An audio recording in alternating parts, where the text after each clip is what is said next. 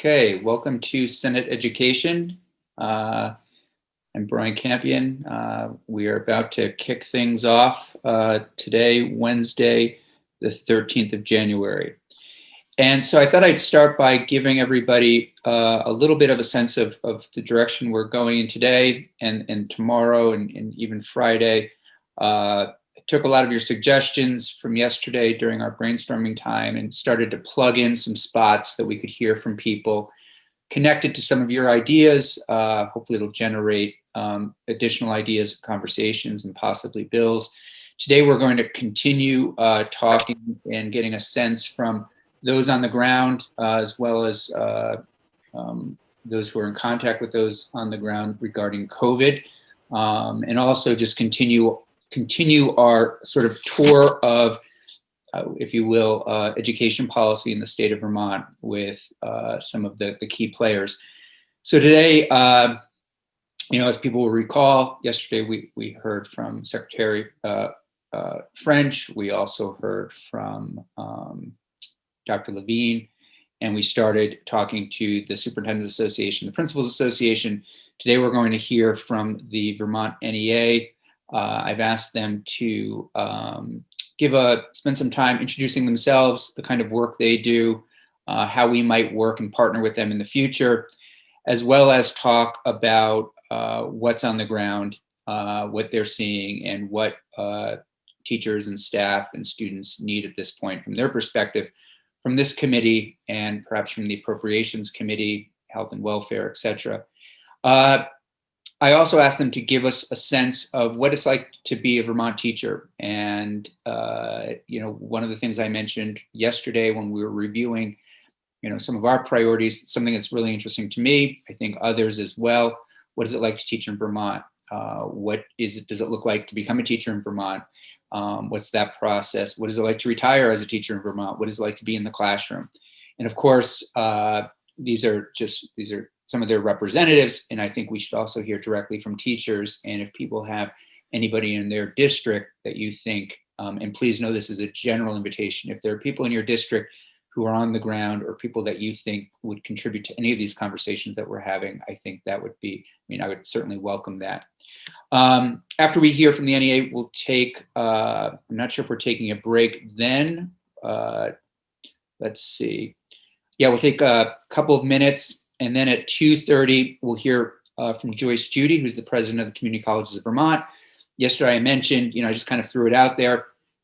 As we're looking at remediation, is it possible, should we be thinking about providing high school seniors with an additional, with a free year, if you will, of community college? Could that fit into some kind of package as we're looking at, again, what students may have missed and not experienced during this past year? There's also the question of what does a senior year look like in Vermont generally, and how dynamic, how exciting is that, or are there ways to, again, partner with CCV? So I've asked President Judy to come in, talk to us a little bit about her work, CCV's work, and maybe just have a conversation with us, an early conversation about some of these possibilities. And then finally, and I also should mention, I mentioned to Joyce Judy what we talked about yesterday, and hopefully will become a common theme in here is what and how can we partner with the Biden administration when possible? Are there ways to partner with them if there are things that the Biden administration is looking to do and if they match this state's interests and priorities? Can we be an incubator? Can we be a pilot? And, I think Joyce Judy has some thoughts on that. And then I've also invited in the new chancellor of the state colleges and asked her to give us an overview of the state colleges, particularly also as it relates to COVID. So with that, we can talk at the end of the meeting about what the end of this week looks like, as well as next week. But unless I see anyone who has any questions or concerns, I will turn it over to the executive director of the NEA, Jeff Fannin. Does anybody have any questions or concerns? Okay, great. Mr. Fannin, thank you for joining us. Thank you, Senator Campion, and welcome back to Senate Education. Thank you. Glad to be here. And good to see Senator Perchlik back, but also welcome Senator Terenzini, Senator Hooker, and Senator Chittenden, and Senator Lyons. And I'm going around my screen here, my Hollywood squares. Yes, I'm Jeff Fan, the Executive Director of Vermont NEA. Thank you for having us here. I'll introduce in a minute here Don Tinney, the President of Vermont NEA, and Colin Robinson, our Political Director. And these are the faces you'll see in this Zoom environment now with you folks. And if you have questions, we'll give you our contact information so you can reach out to us. And by all means, please do so. We're here to advocate with you, and as you said, Senator Campion, to partner with you to make sure that the public school system, the education system in Vermont, works as well as it possibly can for the betterment of all students. I mean, that's truly, I think we all can may have disagreements along the way about how we get there, but I think we're all striving for the same goal. So Vermont NEA wants all children, as I say, to have an excellent education. Our purpose is to make sure our members have a satisfying work environment where they are acknowledged for the work they perform, where their work helps students do their best, and so where the students' learning environment is also the educators' work environment. So that's important that they go hand in hand. I'll give you a quick rundown of who Vermont NEA is, and then we'll get into some more other details. We are an affiliate of the NEA. We've got some 13,000 members who are members of Vermont NEA.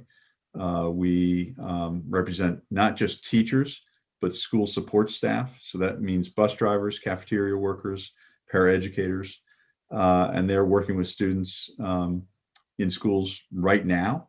Most schools are open, frankly, and most educators are in the buildings right now.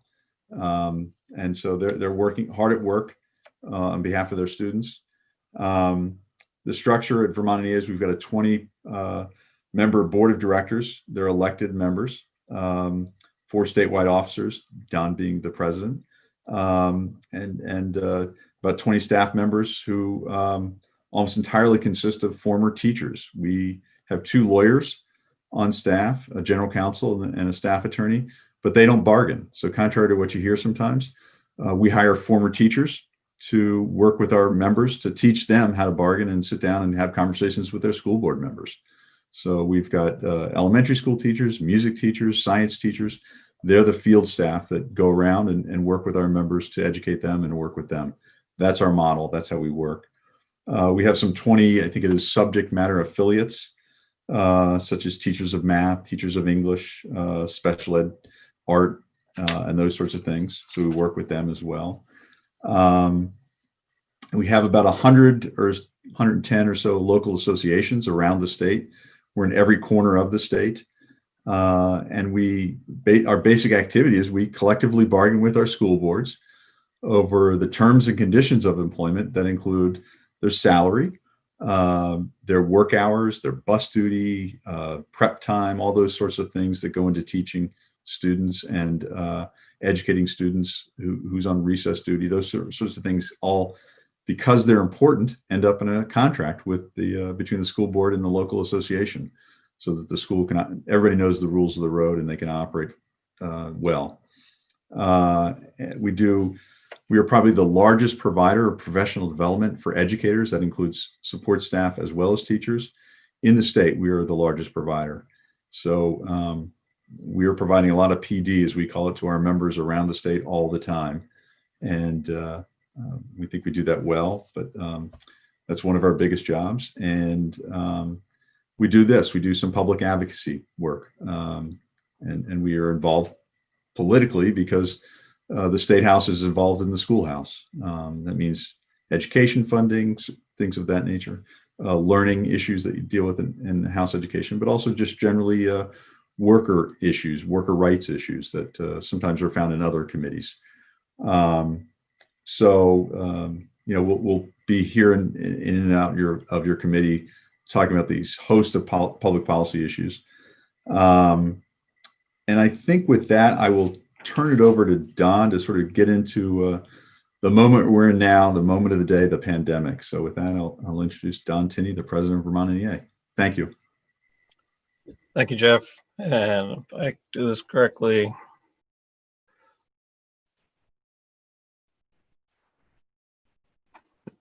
is that correct? So good afternoon. For the record, I am Don Tenney, a 31-year veteran English teacher from South Hero, currently serving as president of Vermont NEA. Thank you for this opportunity to speak with you today, and thank you for serving on this most important committee. I am beyond proud to represent our extraordinary Vermont educators who have never stopped working to meet the needs of their students since the onset of the pandemic. Our members put forth Herculean efforts in adapting to remote learning last March to continue providing instruction and engaging their students. Our food service workers, paraeducators, and school bus drivers went above and beyond the call of duty to provide nutritious meals to students and their families. If COVID-19 has taught us one thing, it is how important schools are in providing a nutrition lifeline to the children and youth of Vermont.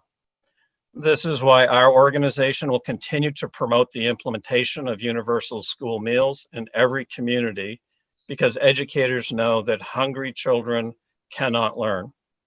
Feeding all of our children is an integral part of educating our children.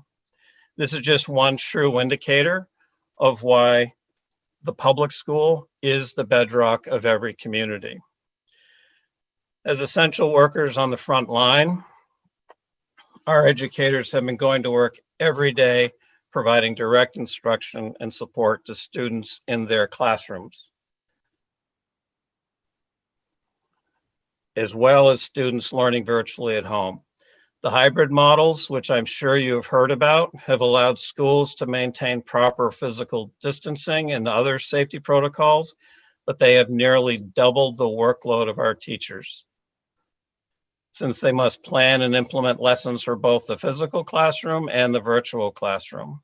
While students may not be learning every lesson in our traditional curriculum, they continue to learn on a daily basis and have had to acquire executive skills that they would not have ordinarily learned until later in life.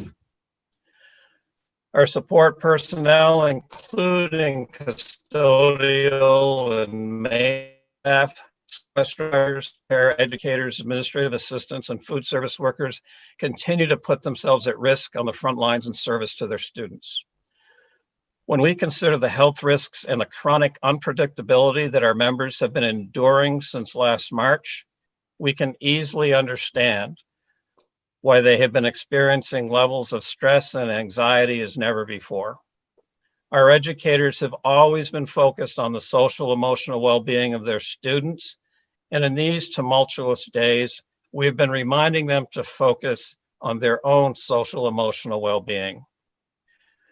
From being in meetings with folks from the Vermont Department of Mental Health, I know they share our concerns for the mental health of both our students and our education workforce.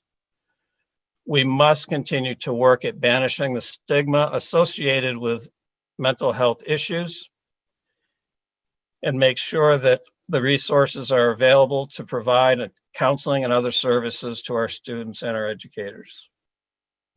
In the spring of 2019, through a grant from the National Education Association, Vermont NEA convened a summit of nearly 200 education stakeholders to discuss trauma-sensitive practices and our approach to creating safe, compassionate schools. Our work has continued, and over this last summer, we hosted a webinar series with Dave Melnick of the Northeastern Family Institute, who discussed adverse childhood experiences, resiliency, and how we can shift our mindset about student behavior. We received additional funding from our national organization to work with our New England counterparts in a regional approach to this work, incorporating a train-the-trainer model and other ideas and how we can make this work sustainable over time and across all school districts. This is not work that can be accomplished by sending individual educators off to a workshop or holding one in-service training. In the virtual setting and in the classroom, we must continue to address the trauma our students and educators have experienced and pay particular attention to the minority trauma our BIPOC and marginalized students have experienced.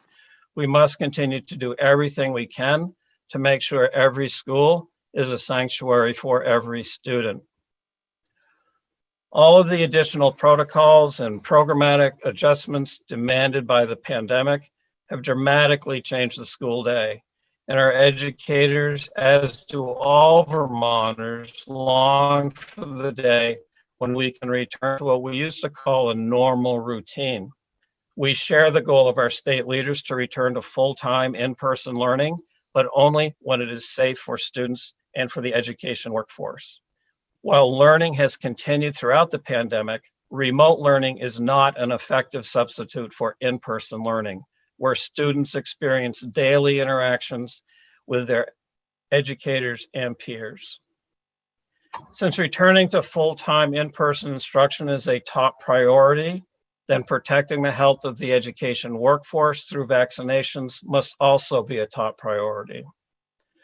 Since last March, our members have not only been busy planning their own lessons and rewriting their curriculum, but have also been involved with local committees in implementing the state's health and safety guidelines and other protocols related to the pandemic.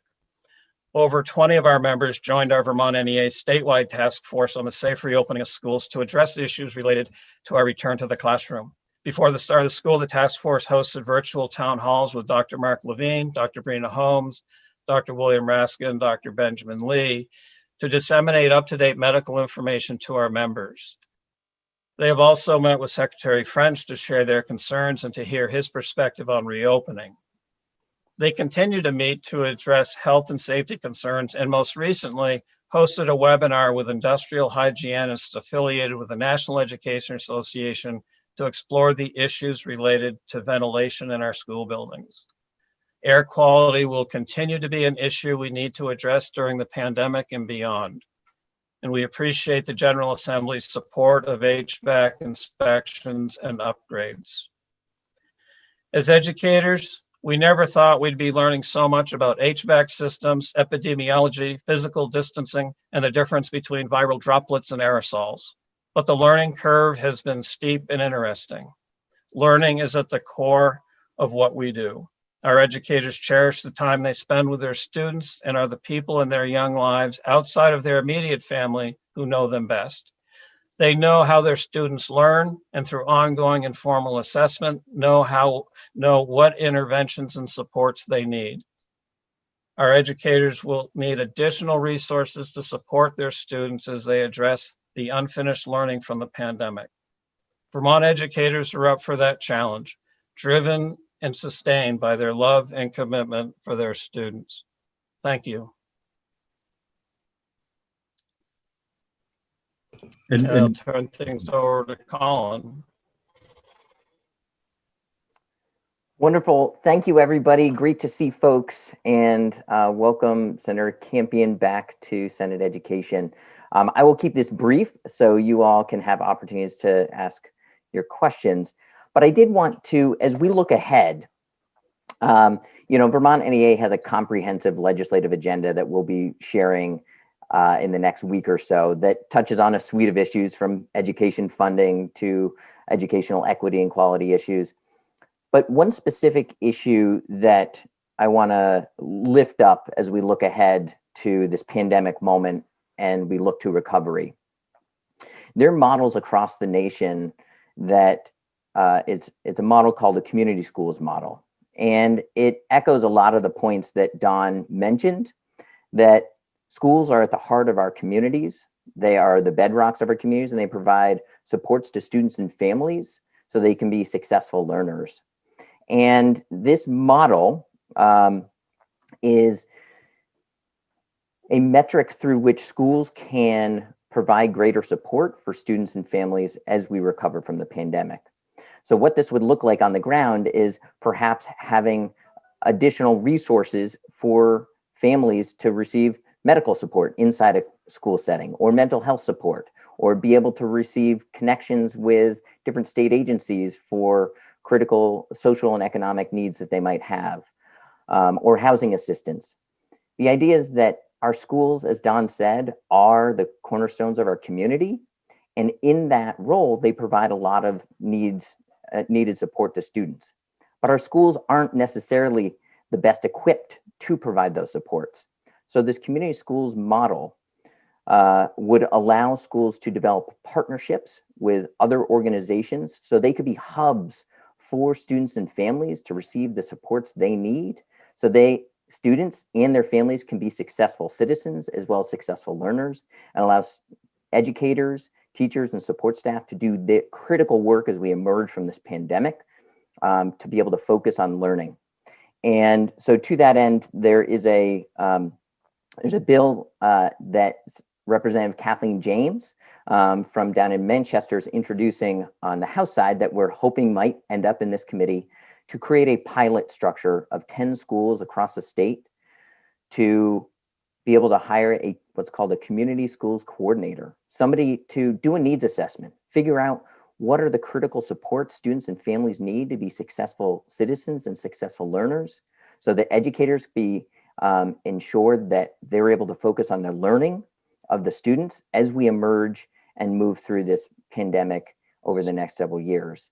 And that assessment would be the charge of the community schools coordinator, who would then go out and figure out what state agencies can we partner with, what nonprofits can we partner with, what services can we make sure our students and our families are able to receive in a place where there's as little friction as possible, so they can have those needs met. And so as we look ahead and try to address the immediate needs now, what are the long-term needs, and what are some innovative models that we could implement in Vermont to ensure our communities thrive, our students thrive, and our schools and educators thrive as well. So with that, I will pause and thank you for having us today and allowing us to have this conversation with you at this critical moment. So thank you, Senator Campion. So you mentioned some stuff earlier, but I'm going to pause here and are there any questions for us at sort of this moment? And then maybe we can get into the stuff that you mentioned earlier that you want us to talk about. I guess if I might just start, when we're looking at things that, Senator Kitchen and I met last evening for a little while about CARES funding and this committee's role in, kind of doing some assessment and sending some of these ideas to appropriations. What are the things, I guess, right now that you're looking at that our schools might need, either through funding? I'm curious about also your thoughts on reopening. So sort of immediate needs that you would tell this committee that you're seeing. Okay. Well, I'll give it a stab, and I know Don and Colin will correct me when I'm wrong. So I think that the whole disrupted learning is what we're calling it, right? Kids were learning up until the pandemic, and then things have changed. So it disrupted their learning. And I think schools need resources to deal with the trauma that kids have suffered, right? That was a problem. As Don mentioned, we had a large meeting in 2019 over trauma in schools, and it's exacerbated now through the pandemic, and we know that.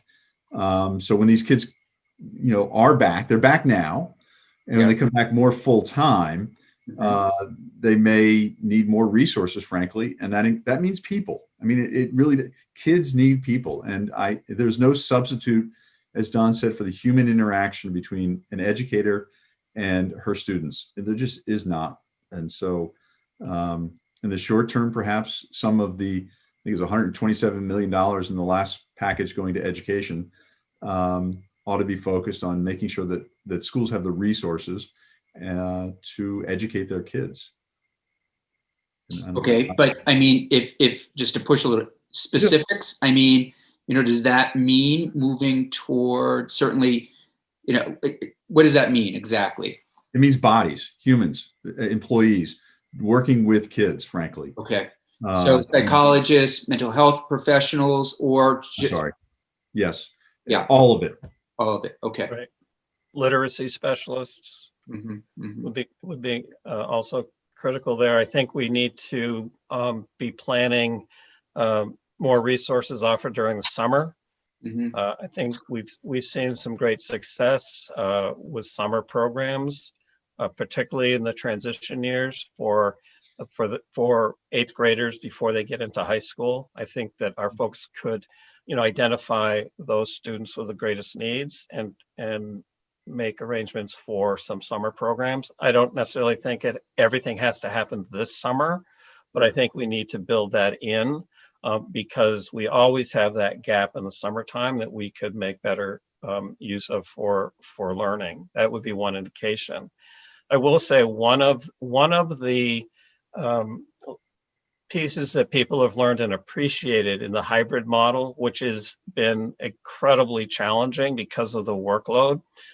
The bright side of that, though, is because our educators have dealt with only about half their class each day, and then as they alternate, the class size has had a huge impact, and they have got to know their students much more easily in the fall. Behavior issues were, for the most part, non-existent because they didn't have as many students in the classroom. So I think when we talk about resources, one of the things we do need to look at is just what is the impact on class size, particularly for those students who are struggling, whether it be what we traditionally call a remedial reading class or classes that are designed specifically for struggling students. Can we keep those classes small so that they're still effective? Great. Senator Lyons, you have your hand up, and then Senator Hooker.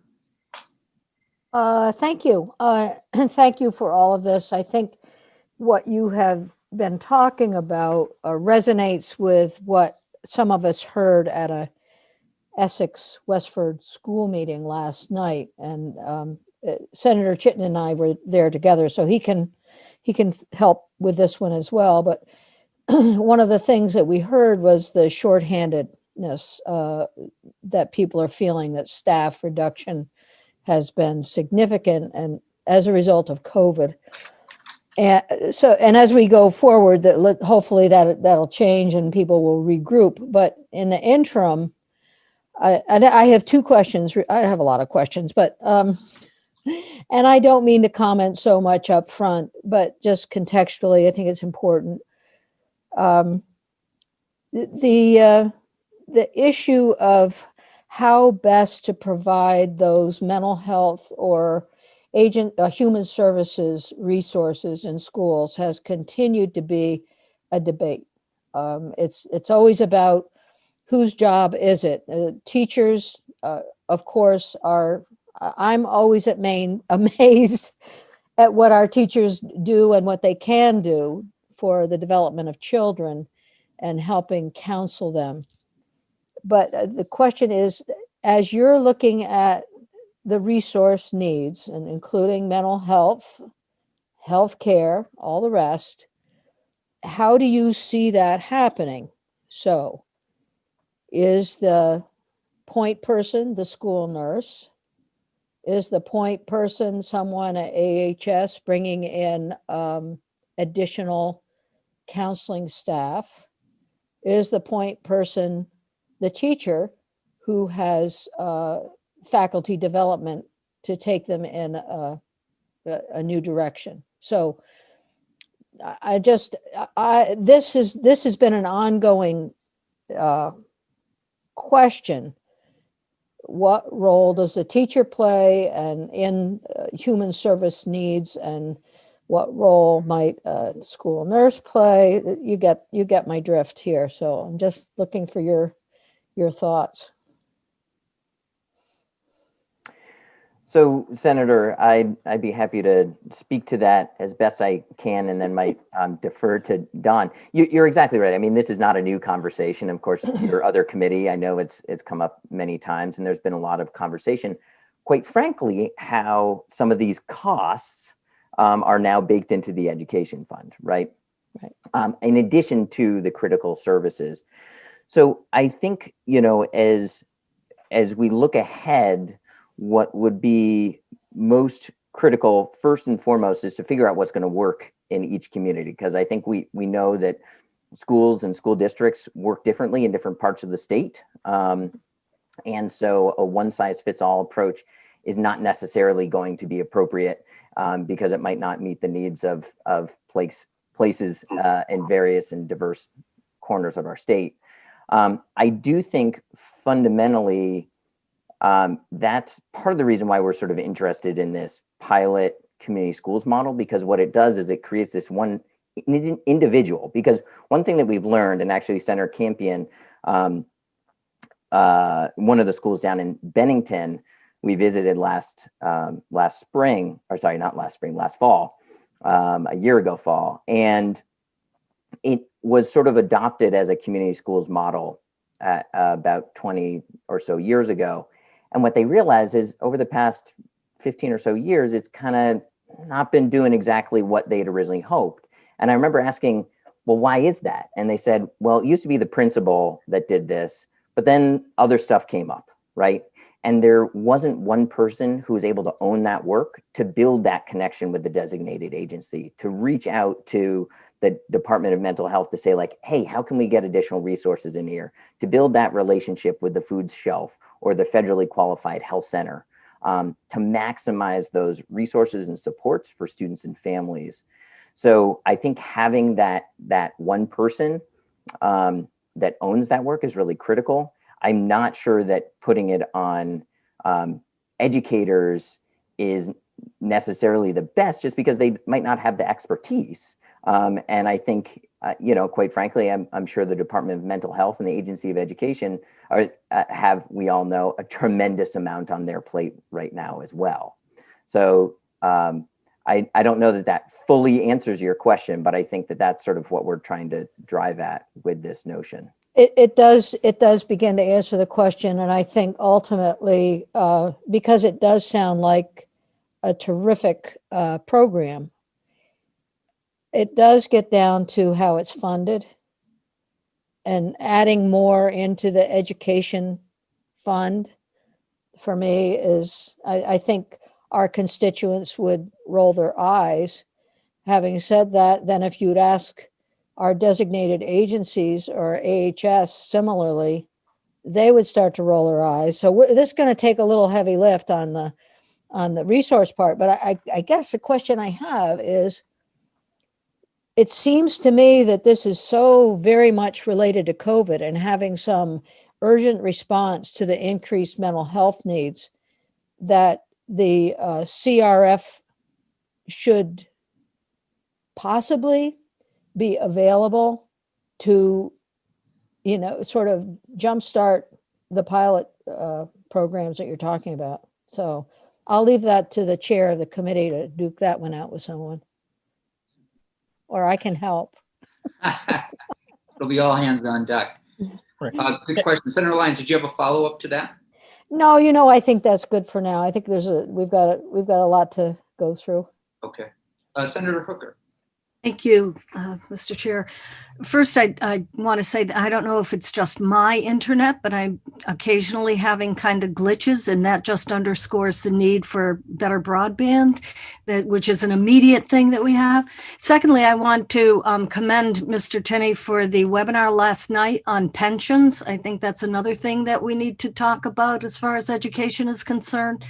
And thirdly, Mr. Tenney, you mentioned last night that there's a possibility of a bill that would facilitate bringing perhaps retired teachers back into the classroom. And that seems to me like it could be an immediate kind of fix for the need for more people. And I don't know if that's, something that you want to discuss or. Right. I believe the bill you're talking about was introduced by Jay Nichols of the VPA. But so I think that's the bill. Yeah. In terms of bringing retired folks back, I think it's if they feel safe. I think our retired folks have historically been our best substitute teachers in my experience. Right? They know the school, they know the kids. I think that's one thing to be thinking about. I do think, as Jeff mentioned, we're going to be nationally at a crisis level of teachers wanting to retire earlier than expected. So I do think we have to look at the workforce in that way. So, which brings me to another point, because I've just begun the process of introducing a bill that would allow for, excuse me, I'm losing my video here, I think. Allow for loan forgiveness for people who go into teaching and Right. will stay in the state. So I'm hoping that that gets some traction. I think that would be extraordinarily helpful. I think one of the financial aspects of the profession are one of the things that keep young folks out of the profession because they see opportunities elsewhere. I do think we need to be creative about how we bring folks in. I do want to caution, however, as former chair of the Vermont Standards Board for Professional Educators, that in some states they have wanted to lower standards for folks as they come in. And Vermont has a very proud and rich tradition of holding our educators to a high standard for entering the profession.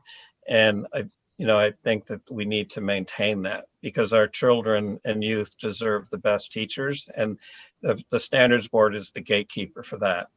So, and I think that would be true whether you're bringing somebody back out of retirement or recruiting someone elsewhere. Thank you. And to speak just briefly to Senator Lyons' point, one of the reasons we're doing all the work in the with social emotional well-being and shifting the mindset of the education workforce is we probably couldn't find enough mental health counselors to deal with all the issues. So we need to have the time, the resources devoted so that everyone in the school is thinking in terms of social and emotional well-being. And then those students and staff who need more direct mental health services, that they are directly available.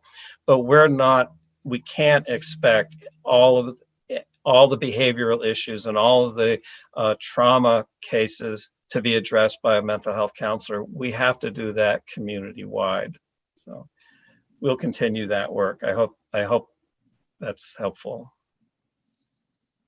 Senator Terenzini. Thank you, Senator Campion.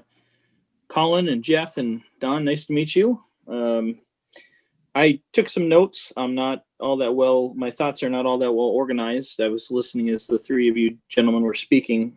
So I think I'll just sort of popcorn a few of my thoughts here and things that are important to myself as a committee member, and I think many of our constituents.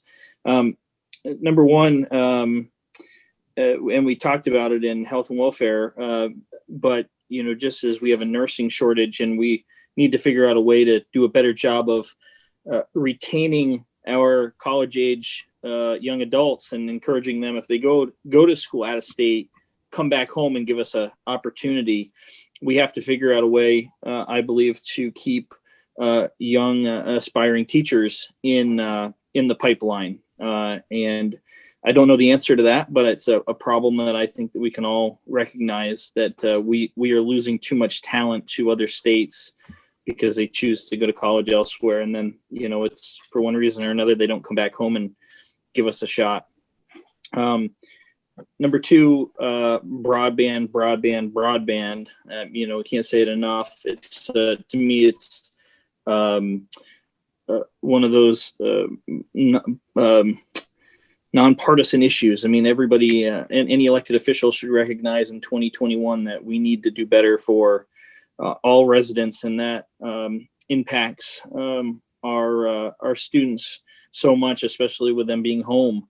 I have 4 children, 2 of which are in elementary school, and the struggle is real, as they say, with broadband. And I live in Rutland Town. I don't live in a rural community that struggles with those issues every day. So there's that. And Senator Campion, if I go off on a tangent, keep me in check here, all right? Meals for children, lunches, especially, to me, there's nothing more heartbreaking than hearing the story of a child going home hungry or not having a meal. As one of you said, we know that good nutrition leads to good education and good participation and so on. So that's an important issue that, the school the school of 30, 40, 50 years ago to me isn't what it, is today. It's for their education, it's for their psychological needs, it's for, their best. Some students, unfortunately, the best meal of the day is what they get in the cafeteria at lunchtime. And then, the retired teacher idea is a good one. And I think it's almost heroic for some of these teachers to come out of retirement, to come back in the classrooms with the risks of the pandemic, especially if they're in that 65 plus age range and they choose to. And I would love to see these folks, if they choose to come out of retirement, have the state figure out a way that they could become part of that 1A or 1B or whatever the category is for the vaccines. Because if they're coming back into the classrooms, we know in a normal year what the stomach bug and the flu and everything else that circulates a classroom in January and February, now to think that a teacher coming out of retirement could possibly be infected with the coronavirus, especially at a later stage in their life. I mean, it'd be heartbreaking. And obviously, it's my opinion, along with many, that funding education is critical, but funding it fair and equitably across the board is important as well, because many property owners feel that taxes are too high, and that could be a deterrent for keeping people in Vermont. And finally, I would just ask a question here, not that we need to solve this today, but I wanted your opinions. Interestingly enough, I heard from a constituent during the campaign, and I heard the other day from another constituent as I dropped my daughter off at school. Both of these parents were in favor of putting seatbelts on school buses. Now, I don't think I have an opinion either way. I hadn't even thought about it until these two different people brought it up. But if the NEA had a position on that, for or against, and like I said, this is the first time I've even brought this up in a legislative session. So I hope I didn't blindside anyone, but thoughts on that? Well, that's an interesting question. I know Senator Perchlik from Transportation is also on this committee. I don't know if he wants to weigh in here, but we'll start with the NEA. Do you have a position on that? On the seatbelt issue? Yeah. I mean, Well, it's on the table. Yeah, no, it's fair. There's Yeah. Thank you, Senator Terenzini. You put a lot on the table. It's good, rich discussion to have, certainly. The seatbelts on the school bus, I've never understood why they're not there, frankly. I mean, when my kids were little, they were buckled in and should be. And so I think, and they remain so. And now it's part of their DNA, right? I mean, they get into a car and they drive and they put on a seatbelt. It's who they are. And I think the same could be over the long course to get these kids on a school bus in a seatbelt. There must be some reason. I'm not aware of why there isn't. And so maybe somebody here does. I do not. Senator Perchlik, did your committee, have you ever looked at this? Yeah, it has come up. I can't remember the reason. I know some school bus have seatbelts, so it's voluntary. It's not required. So I'm not sure why, but I do remember we talked about it. But Senator Chittenden and I can bring it over to that committee and bring it up. I know we regulate the colors of the buses all down to the very details, so we definitely could do it. But I know we've talked about it. I just can't remember why it was decided not to make it a requirement. Well, I appreciate that. Senator Lyons, do you know something about this? No, I don't know how far it goes, but when I was on the school board, it was all about whether or not we were going to buy a school bus with seatbelts and all the pros and cons of it. And ultimately was an individual school decision or school board decision or supervisory district decision. It's probably still that way. And I don't know whether the Department of Health has a policy on that or not, but that'll be fun in transportation to take that one up.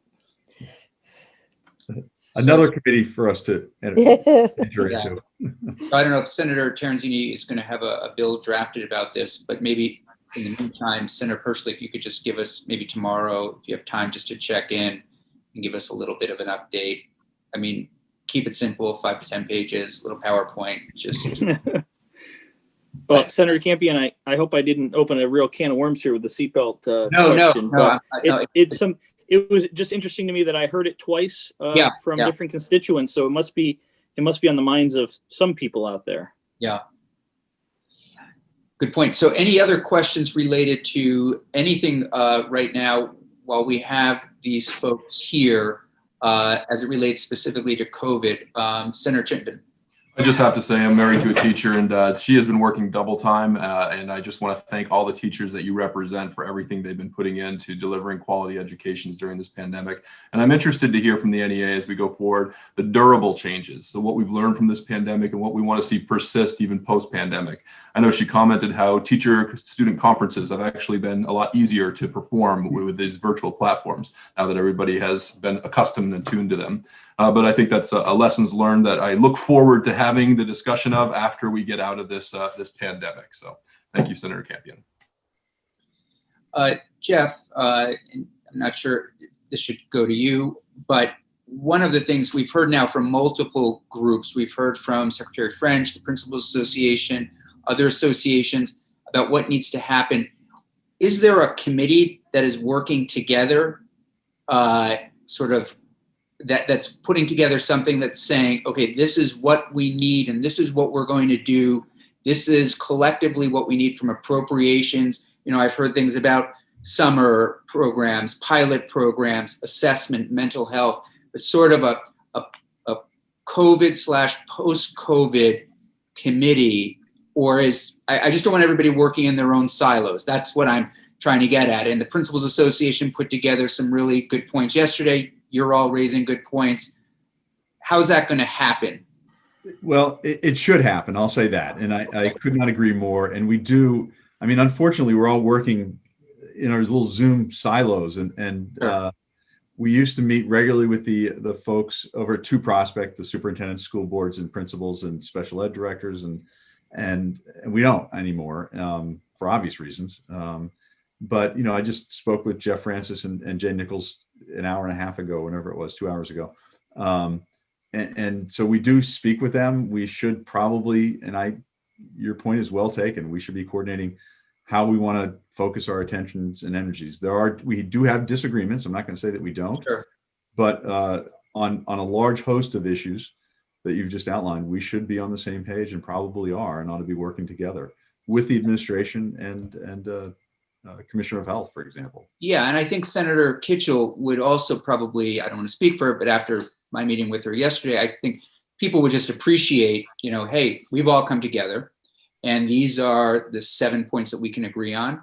And this is, you know, the amount of money that it's going to take for us to run these things as we deal with COVID between now and everyone being vaccinated and somewhat back to normal. And then kind of a post-COVID kind of world. So I don't want to just say, I want to leave it with all of you, but I'm wondering if maybe just, I guess, let us know also how best to help facilitate this conversation. But I don't think it's a conversation that should happen in committee. I think ideally you will all come to us, with some kind of plan. And I don't know if you're all willing to take the lead on that, or if I should reach out to Secretary French or how best to do it. How about this, Senator? I will take it. I've got a note to myself, and I'm going to reach out and we do meet with the Secretary of Education on Fridays, all of the groups, Great. And that's been going on since, is it March or April? I don't feel, it feels like forever, on a weekly basis on Fridays. But we have, I mean, those have been frankly just very critical needs of the week. You know, closing schools in the spring, reopening them in August, September. Issues of masks and all that, athletics and all the fun stuff that go into running a school, and questions for the secretary and the superintendents and us and everybody. So that might be a nice place to do it. But I think initially I will promise you I'm going to reach out to my colleagues, if you will, at 2 Prospect and start that conversation with them. Thanks, I'd appreciate that. And so what I'll do is I'll loop back to Senator Balance, Senator Kitchels, and Senator Lyons when I see her and say, hey, these are Jeff Fannon's working on this, and he'll be back in touch with us to help so that we can be helpful to kind of facilitate this, so we can all get one thing going. Right. And I know Don wants to say something. Yeah. I just wanted, one quick example. I've met twice now with Jeff Francis and Jay Nichols and Heather Boucher. specifically on the truancy issues that we're seeing right now. And that's where we began talking about regional approaches, what resources are necessary. So as we begin to look at those issues, I think it's very natural that we begin to figure out, okay, here are the resources we need. Could this be something community schools are addressed? Do we need, we need a case manager in each district to handle just the truancy issues, because that lack of engagement with students. So really like that approach. And I think we can, make that work as we begin to see which issues are identified and what we need to address those. Great. And the truancy issue is big. I mean, upwards of 30 to 40% in some places. Yeah. Huge. It's scary. I think I've made it clear. My uncle is a principal at the elementary school in Hardwick. And I know that, he hasn't talked to me about truancy, but he's just talked about, the kids that are are off their radar. And normally these are children that would be on their radar and they can check in. And I think unless there are final questions from the committee, I think we'll leave it there for today, since I do want everybody to just, I was reminded today by leadership, give everybody a moment to stretch before we have Joyce Judy join us in just about 10 minutes. But any other final questions, comments? Senator Hooker. Just please. Before the group goes, please.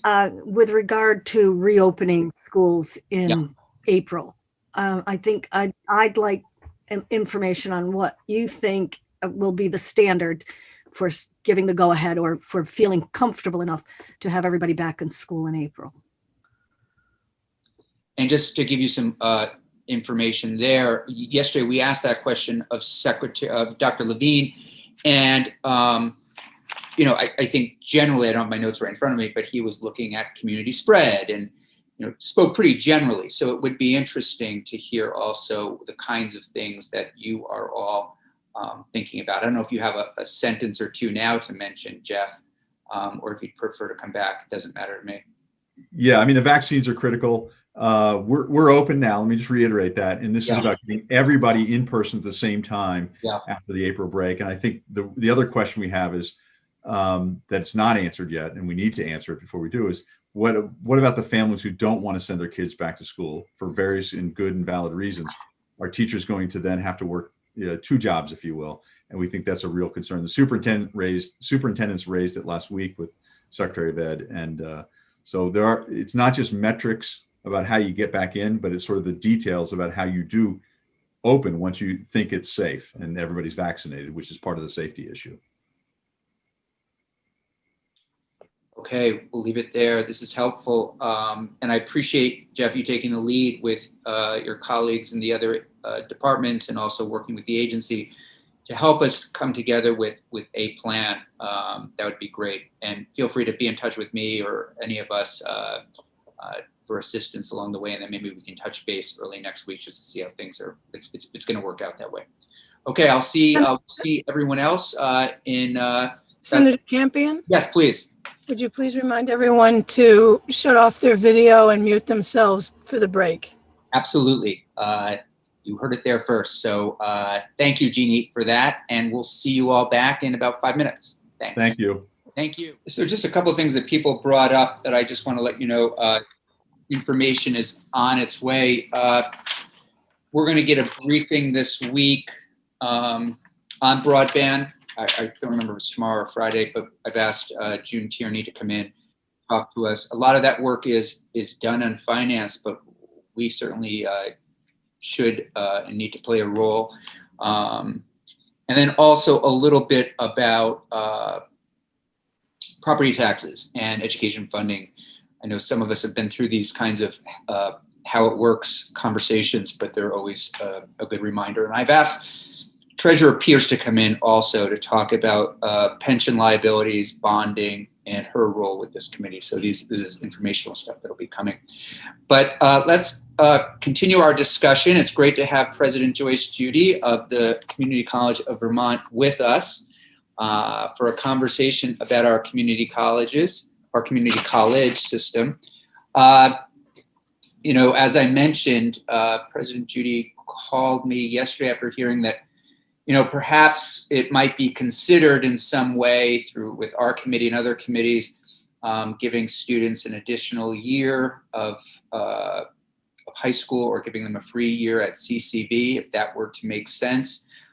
We also talked a little bit about partnering with perhaps with the Biden administration, if they are putting out pilots or if there is funding coming from the feds on reducing the tuition costs and just the community college in general.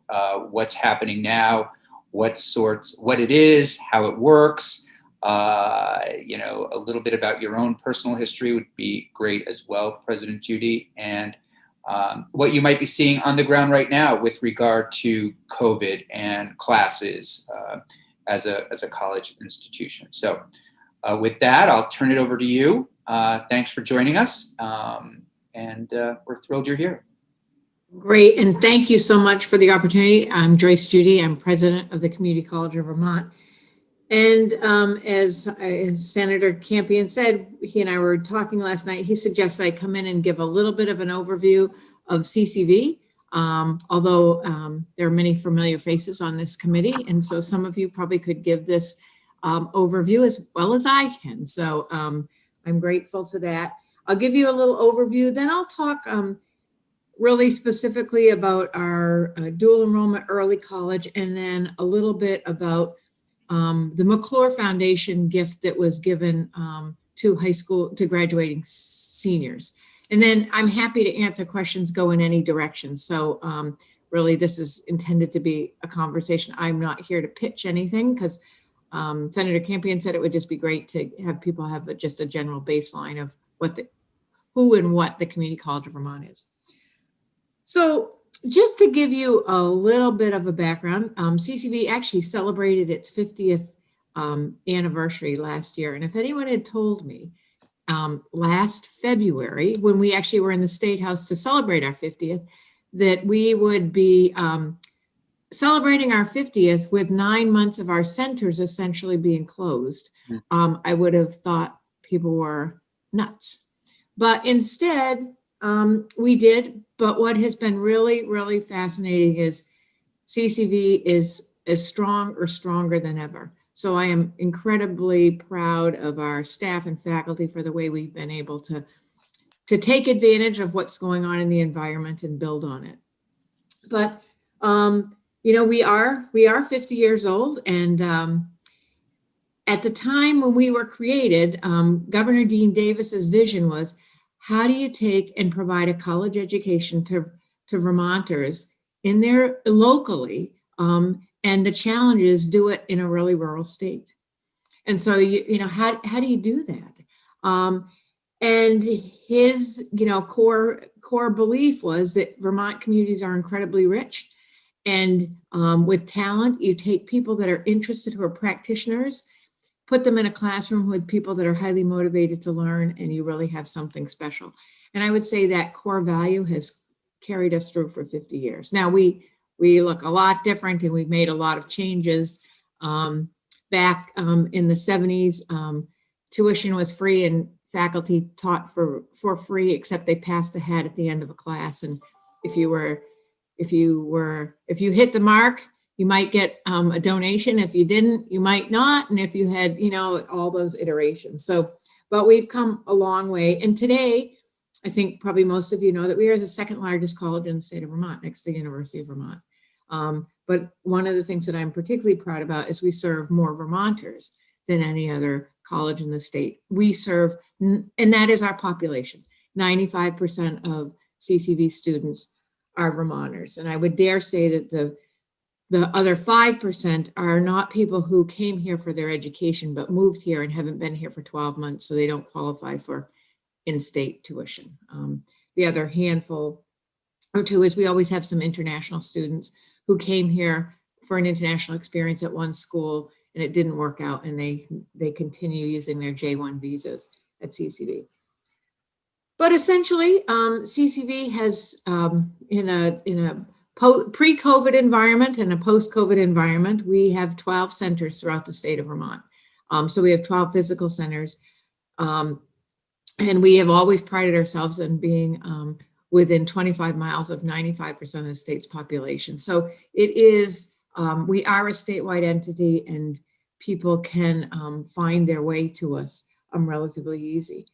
One of the things that is really, and was just so fortuitous for us, particularly with it, given this current environment, is that we started our first online course in 1996, long before it was, it was popular. At the time, we actually piped in Senator Leahy from Washington, with, it was duct tape and orange juice cans and everything, but we thought that was the coolest thing. And today it would be, pretty standard, but we decided that we wanted to get into online education because it was another way of increasing access to Vermonters. So yes, we struggle with broadband, and I heard, some of the earlier comments. Yeah, it's a huge challenge, but providing online and remote education still provides opportunity for so many who would struggle with having to physically go to a place. So we were pre-COVID, nearly 50% of we run about 700 to 800 classes a semester, and almost 50% of them pre-COVID were online. So it was really, that was never our intent to necessarily grow it that way. It's just, we're consumer driven. And so students that is the way many students choose to learn. But we feel like we have created a niche with online. Our classes are small. We require a lot of interaction, and we're one of those odd places we take attendance online. So students have to participate 2 or 3 times a week in their classes with interaction. It's not synchronous, it's asynchronous, but because, one of the responsibilities that we have is, I believe that we need to help learners become good learners and strong learners. And so providing that discipline and structure is part of our program. So this past fall, we had more than 5,000 students enrolled in more than 700 classes. And our enrollment, we bucked the trend nationally. Many community colleges, and as you know, many traditionally based colleges were seeing a significant decrease in enrollment. And CCV actually was written up nationally because we did not see that. We actually saw just a tick up above last fall. So our enrollment has held steady. And, when I was interviewed for a couple of publications, they said, so why do you think your enrollment grew? And I said to them, I'd like to know why our enrollment grew and give them an answer. The same way when enrollment doesn't grow, you'd like to be able to point to something and say, this is why it did, or this is why it didn't. I feel like we put some stuff in place that I'd like to point to that did believe or helped us grow. But sometimes it's hard to point to all of those things. But to give you a sense of our students, we serve a huge diversity of students. And again, as I mentioned, 95% of our students are Vermonters. Our average age right now is around 27. It used to be like 30, 31. But one of the things that's been very interesting for us is for years, we saw very few traditional age students. But today, 50% of our students are between the ages of 18 and 22. So we are seeing a huge number of traditional age students. And, I attribute that to a number of things. And one clearly is economics. People can come to CCV, they can do their first 2 years or the equivalent of their first 2 years, and then transfer. They can transfer to another Vermont State College. They can transfer to the UVM. UVM, we have tons of articulation agreements. UVM actually posts on their website this UVM courses and the CCV equivalents because there's so much traffic between the two. So it is a way to, by starting at CCV or a community college, it does make a college education far more affordable than other options. And as you can imagine, we see a very high significant number of our students are first generation, usually between 60 and 70% of our students are first generation. We are particularly proud of the number of veterans we serve. Every semester we serve more than usually right around 400 military connected students. So, you know, we've gotten a lot of philanthropic support to provide special support to our veterans and our veteran programs. And we are particularly proud of our track record with veterans. In addition, because we have a very large presence in Chittenden County, we also see, we have 21% of our students in Chittenden County are minorities.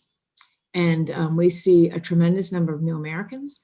I would say that if you walk into in pre-COVID or post-COVID times, not during COVID, you will see an incredibly diverse population, particularly in our Winooski Center, but throughout the state. But I would say that particularly in Winooski, and that is another thing that makes us incredibly proud that we have established an environment that is open and respectful and accessible to all students. Just in terms of a couple things related to the COVID environment. So we moved from offering about 50% of our courses in person, on ground, to as all of us had to in higher ed and in K-12, moved to remote learning in March. But we did it in a way that we offered 5 different options for remote learning. So we have our traditional online courses, which are all asynchronous, and we also have, and we had started this pre-COVID, but we really have accelerated. And I actually think this is going to be one of the silver linings of COVID, that this is going to become an incredibly popular format, is a combination of synchronous and online. So synchronous, where people actually have some structure and they get to meet with their class, get to meet with their faculty member. It's all, of course, this is all on a remote, but it gives you that structure. You can have a real sense of a class. And then another part of the class is all online. So for people that are energized by a classroom environment, they get that synchronous piece. But for our adult students, and when I talk about adults, I mean they're 18 or to 80, because we think of all of our students as adults, because none of them, or very few of them, would identify themselves as, if you met them on the street and you say, what are they doing? None of them would say, I'm a full-time student and then I'm doing this. They would say, you know, I'm working at so-and-so, I'm a parent, and oh, by the way, I'm going to school. And so when we think of our students, we think of them all as adults, because they have multiple responsibilities. And so I think for adults, removing having to travel and be in a place at a given time each week presents some challenges, particularly for students for whom their schedules, they have children, transportation. So I do believe that the synchronous online option is going to continue to grow in popularity for us. The third format that we've been doing is hybrids. We actually, for some of our lab courses, there's mostly online and an occasional on-ground component, so it's face-to-face. We're starting to do a lot more accelerated courses, which can be completed in 7 weeks. And as you know, I mean, that's just the culture of today. People want to do stuff really fast. They'll do it intensely and then move on. And so for students who are looking, who just either want to get through their program pretty quickly, or they know for the next 7 weeks, I can really focus on this, but I don't know after the next 7 weeks. And then the final one, and we got some terrific support from some philanthropists to launch this, is a program that we call Flex. And it's modeled after some programs, particularly in Kentucky, around workforce development, where adults can start, there are multiple start dates. So there's 5 different times you can start a course over the course of a semester, but here's the key, everybody has to finish at the same time. So we have some students who you just know that the first 2 months of their year, September and October, are really busy, but once November comes, I can focus for 2 months. And so it's been pretty amazing. We did a soft launch of 3 courses last spring. we ran 15 courses this fall, and we'll be running more this spring. So it's interesting because adults they don't have to start at the same time. And I think the key for us is building in as much flexibility as we can with students. But so we try to make it as easy as possible for students to attend, but the rigor and the challenges have to be there, because no matter what, we need to prepare students for the next step. So whether they're going to transfer, or whether they're going into a job, or they're there because their company sent them, the rigor and the standards have to be there. So on the front end, we want to remove as many barriers, but then just make sure that that students are getting what they need. I'm just going to talk just briefly about some of the work we're doing with secondary ed, because I have to say that this is where Vermont has excelled in terms of being very progressive. And I'm really grateful to the legislature for seeing their way forward to fund dual enrollment in early college early on.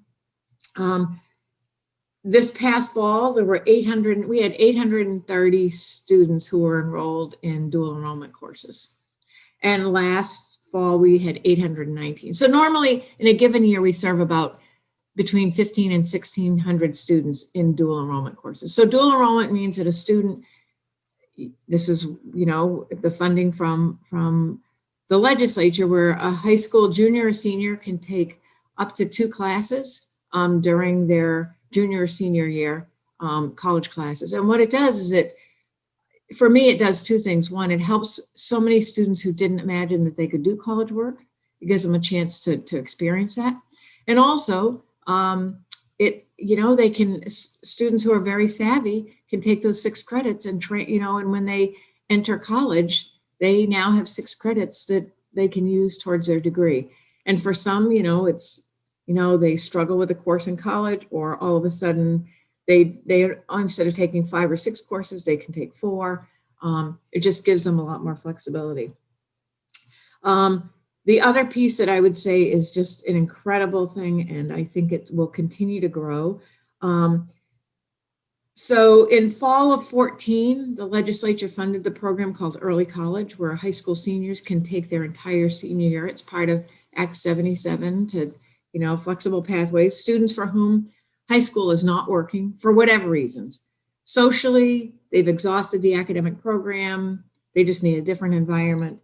So in fall of 14, we had 56 students statewide enroll in early college, and this fall we had 176. So and for these students, they get a full year of college. And the stories that we continue to collect of students for whom this has made the difference between they and their families deciding that they could go to college, and it's made it so affordable. I will say that, and the continuation rate for early college is pretty incredible. So and this is it's not based on this past year's data, because we try to collect it longitudinally. 71% of students who have enrolled in early college have continued that next year. That's pretty high.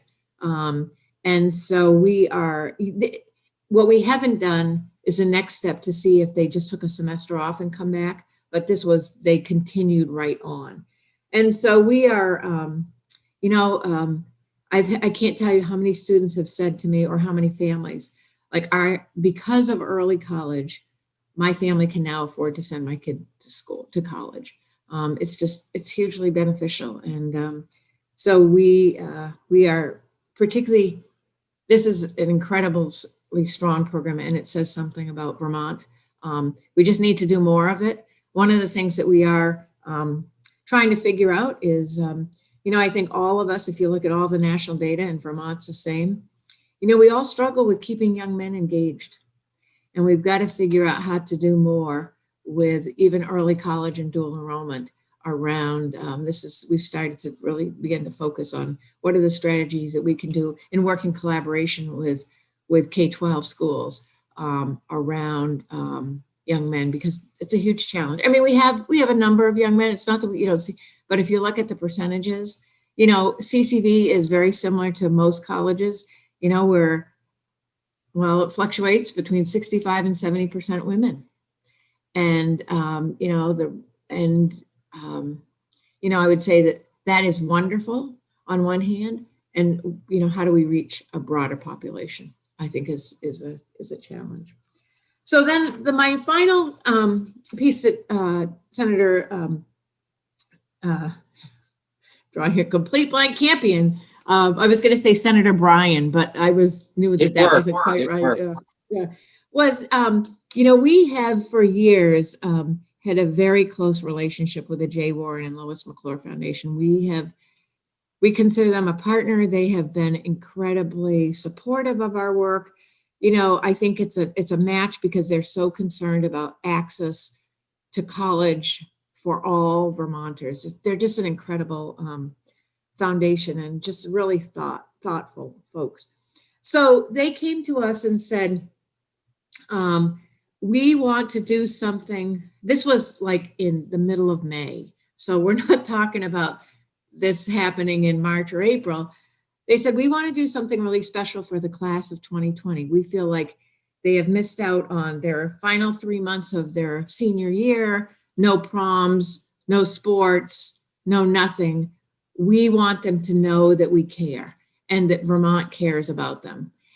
And so they came forward with, here's what we're gonna do. We're gonna offer all high school graduates a free course at CCV so that they know that somebody cares and that has realized that they, and so they made, the simplicity of the program is amazing, and I think is what really made it so successful.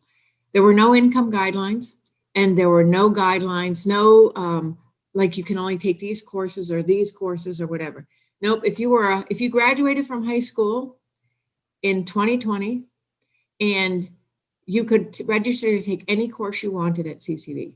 And now I have to, there's one, pause there, any course that they're eligible to take. So students still had to take our assessments or they had to give us their high school transcript. So, if you struggled with writing, you weren't going to take, English Comp 2. And but essentially you could take any course, whether it was a 3-credit course or a 4-credit lab, the foundation covered it. And so, CCV over the last 2 or 3 years has seen about 300 June graduates enroll at CCV in the following fall. This year we saw 600. Now, it's not something, we're in an odd environment. I realize, there's COVID, there's all kinds of things going on. So can we attribute the doubling of that just to the McClure gift? No, of course not. But I think you can't dismiss that it did make a difference.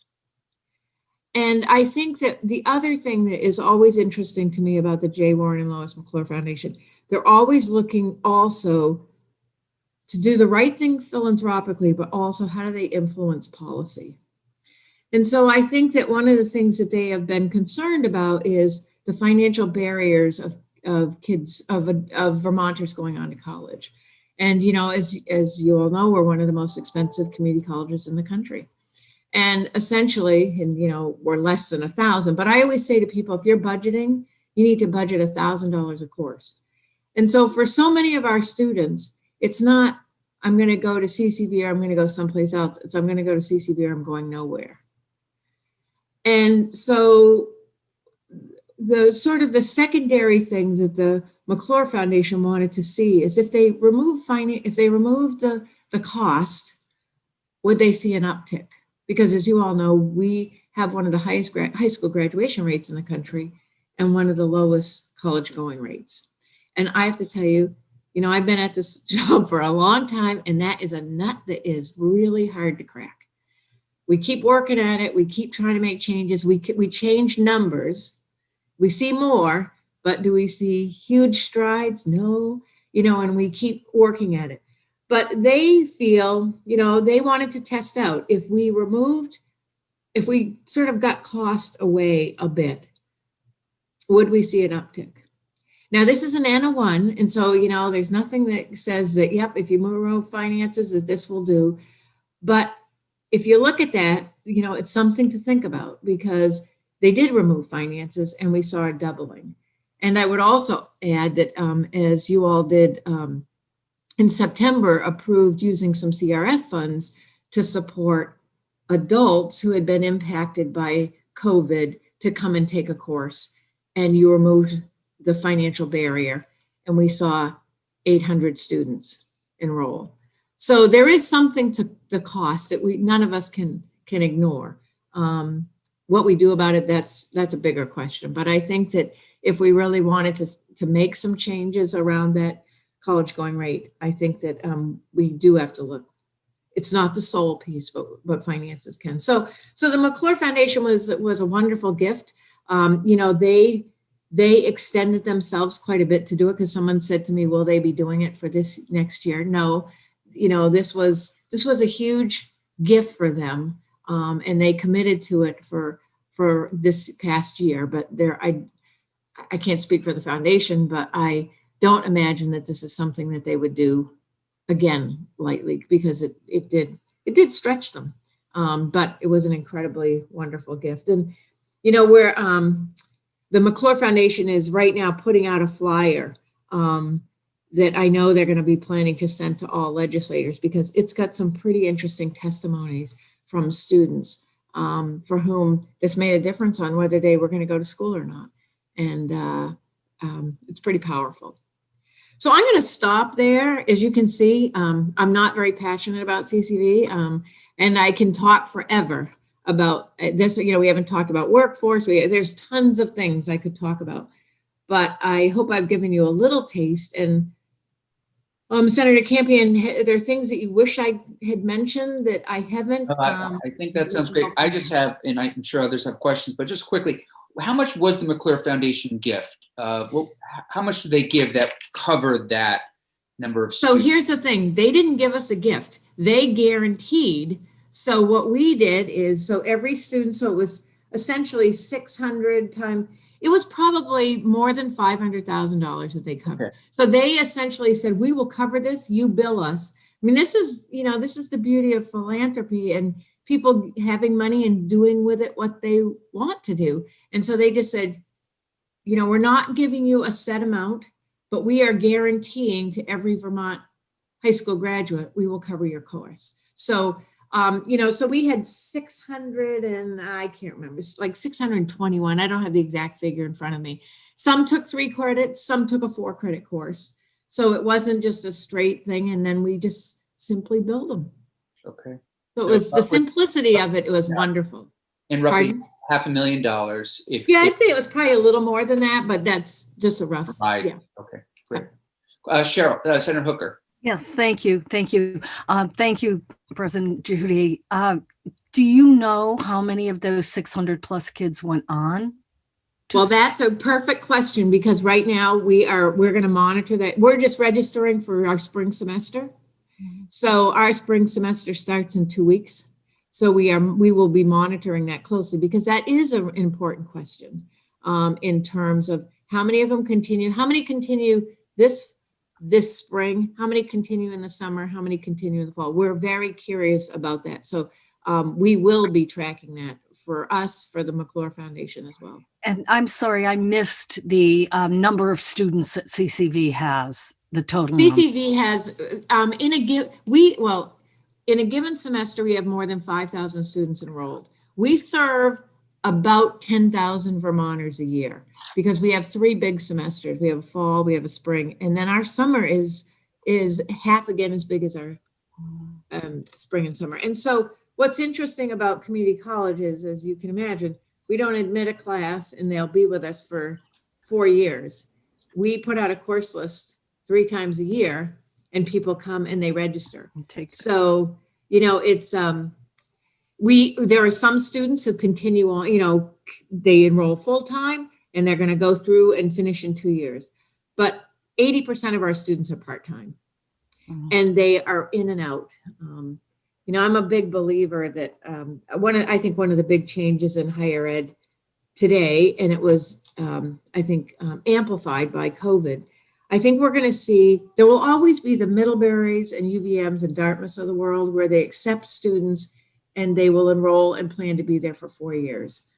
But then I think there's a pretty big swath of people who will be enrolling in college, getting a degree, getting a credential, getting a degree, going to work, Coming back. being passed over by several promotions. I will tell you that is a big motivator.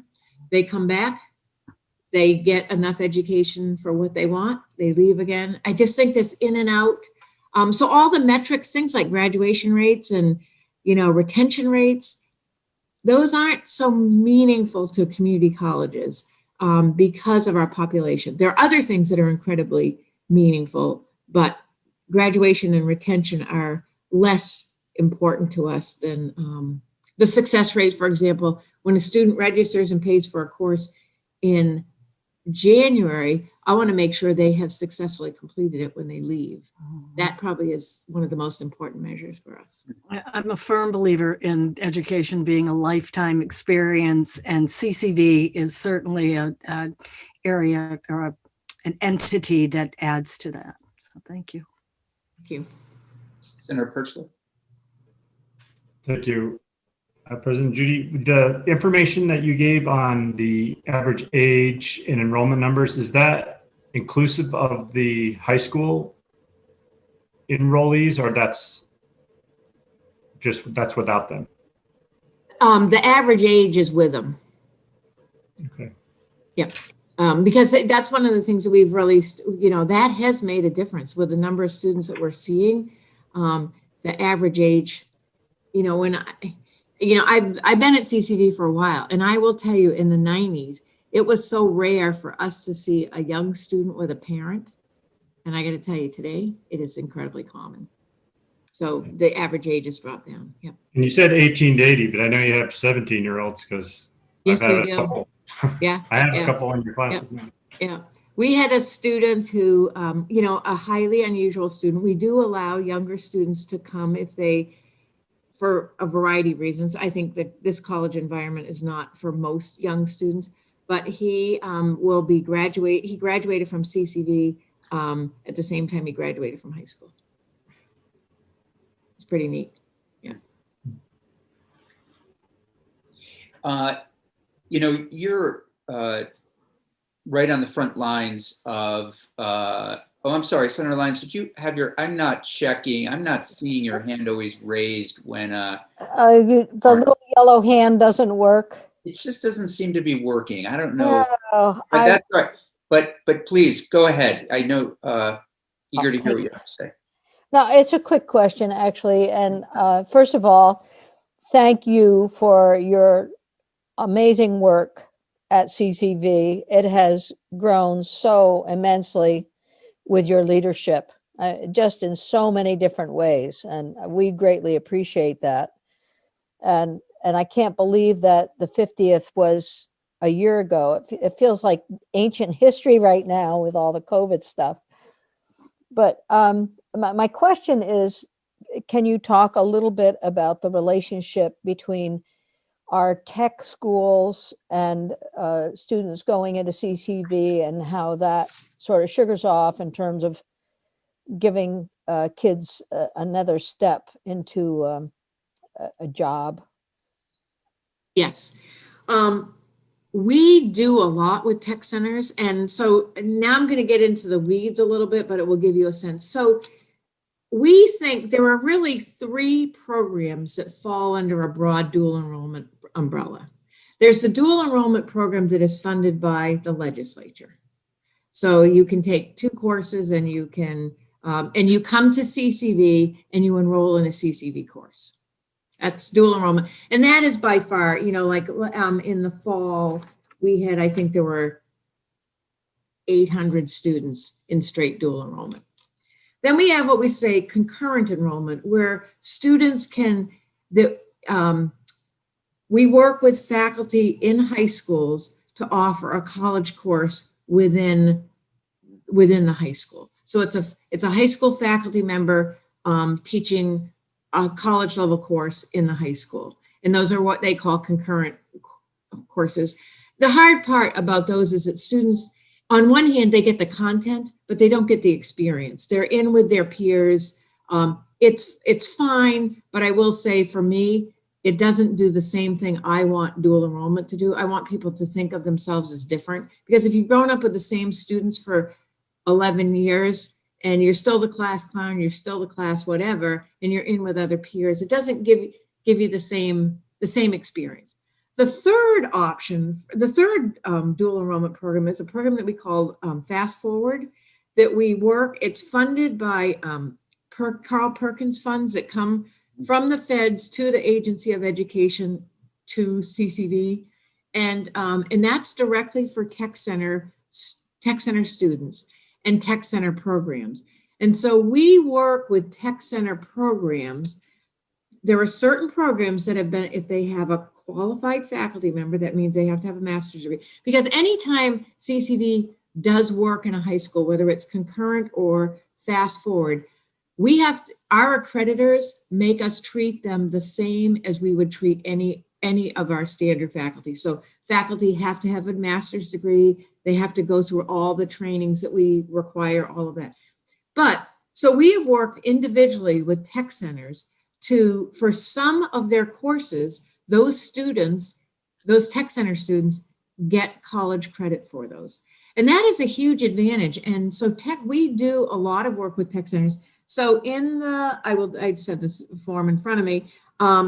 In the fall, in the year of 1920, we had 450 students who went through Fast Forward and took it, like it's things like early childhood, computer courses. There's a number, and it's center by center because it's faculty based, because the faculty who is assigned to teach it and is willing, they teach to, Ginny, you'll know this, they teach to our essential objectives.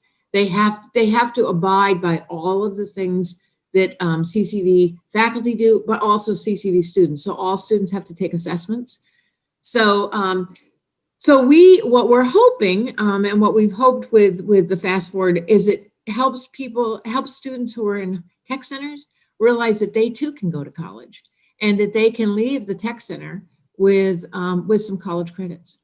So for us, that's a really important population, because as we all know, a lot of students who are in the tech centers oftentimes don't think they're going to college. Oftentimes there's a lot of first generation students, and for those students, that's a place where we really have put a lot of time and effort into that. So thanks for asking that question. Right. And it certainly does get at the issue around workforce needs. So we have so many right now. You mentioned childcare, but there's nursing and everything else. Thank you. Thank you for that. I don't have any other question at this time. President Judy, you have sort of an interesting frontline perspective on how our high schools are doing, because you're seeing students right out of high school. Can you, and I know I've talked to you a little bit about this in the past, but can you tell us how you feel our high schools are doing in terms of preparing students to enter CCV? Remediation levels, what are you seeing? What are some of the strengths, weaknesses? It kind of goes back to your earlier comment. We have this great high school, completion rate, but what does that mean? Does it mean that we are giving? It's a complicated question. Yeah. And I would say, I'm gonna pivot to something, because I would love to challenge this group to think about this. Mm-hmm. So we really try to partner with K-12, because, it's easy to point to people and say, are you, students, you didn't prepare students. And so, and so one of our issues, and this is why we work so hard with dual enrollment and concurrent enrollment and Fast Forward, is how do we partner so that high school faculty and people who work in the high school know what is expected, and what do kids, young people who are going on to college what kind of skills do they have to have? But here's something that I think about this a lot. So right now, and these are just, so if you don't hold me to these figures, but this is just what I have in my head. So right now, Vermont spends about $120 million on our senior year. So and how I got that was, let's just say there are 6,000 students. And again, there's maybe 5,000 now, but let's say 6,000 students and we spend $20,000 a year on a student. So 100 million, give or take. My point is, we spend a lot of money on the senior year. And, my question is, I think we can all point to situations where are students really getting, $20,000 worth of an education? Because I think so many times, like I've been a good student and now I only have to get 6 credits, or I only need this, or it's just, I don't think we have, and this isn't finding fault with K-12. I think this is just who we are, is that, for the majority of students, I'm just not sure that we offer a really robust senior year. And so I think as a state, do we say we're going to commit to a really robust senior year, and we're going to set pretty high expectations for all seniors? Now, because clearly there are exceptions. There are people who are taking really, really difficult courses and taking a really full load. But I also see there's a pretty big swath of people that are just on cruise control through their senior year. And the state is spending a lot of money. And so are there ways for us to think about the senior year in some different ways and either commit to, we're going to have a really robust senior year, or we're bagging the senior year and we're going to do service, or we're going to do something, or we're going to do something different? Because I just think the state spends a lot of money. And, I'm a believer that, 16, 17, and 18-year-olds, when I was there, you have a certain amount of energy and you're either going to put it productively or not so productively. And I just think that's a year when we should be challenging people as opposed to, and setting pretty high expectations. So if I was going to wave a wand and really think about something, and it's huge, but I just wonder, is there a way for us to think differently about a senior year holistically? And again, there are individual situations where they're having an amazing experience. So this isn't finding fault with K-12. This is just how we've set it up. But I think we could do a lot more. And so that's why, like, early college is one of those options where I feel like when students, instead of doing senior year, they have opted to have a really rigorous year. And so individuals make those choices. And it's not always about, and this is not about encouraging people to do early college. I think just making sure that there's a rigorous experience for that senior year, because then we launch people. They're going into jobs, they're going into the military, they're going into college. We want them fully prepared, as opposed to having a year where they're sort of like hanging out and then they have to get re-engaged. So that's, and I think about that amount of money, and could we think differently about that? Yeah, no, that's exciting to think about. Even, are there things that students could start coursework in their junior year and then they continue it at CCV or in another way? You and I talked a little bit last night, civic education and how the country is rethinking. I'm starting to think of it more as education for a democracy. What sorts of things are we doing in our schools, CCV, to make sure that students understand the importance of a democracy, how to play a role in a democracy, those kinds of things. Yeah. Questions? Anything else? Comments? Senator Terenzini. Thanks, Senator Campion. President Judy, nice to meet you, first of all. Sort of a question, and maybe you can give us an answer, and then I can ask this question to other people who come in testimony to this committee. But do you think that things like home ec and shop and some of these fundamental classes that just are not in high schools any longer that, I got to experience, do you think putting these courses back in our high schools would prepare these young adults better for a college setting, a community college setting, and prepare them better for life in general? Well, I think anytime you can engage students in something that hits their passion, I think is really important. So do I think putting home ec and shop are the answers to it? I don't know. But for some students, having those skills is incredibly important. So how do we make sure that students get really practical skills as well as, the more academic enriched programs? I grew up on a farm, and my family still farms in New Hampshire. And, one of the things that, I think about is how do we make sure that we engage? The most important thing I think is how do you keep kids engaged and touch their passion?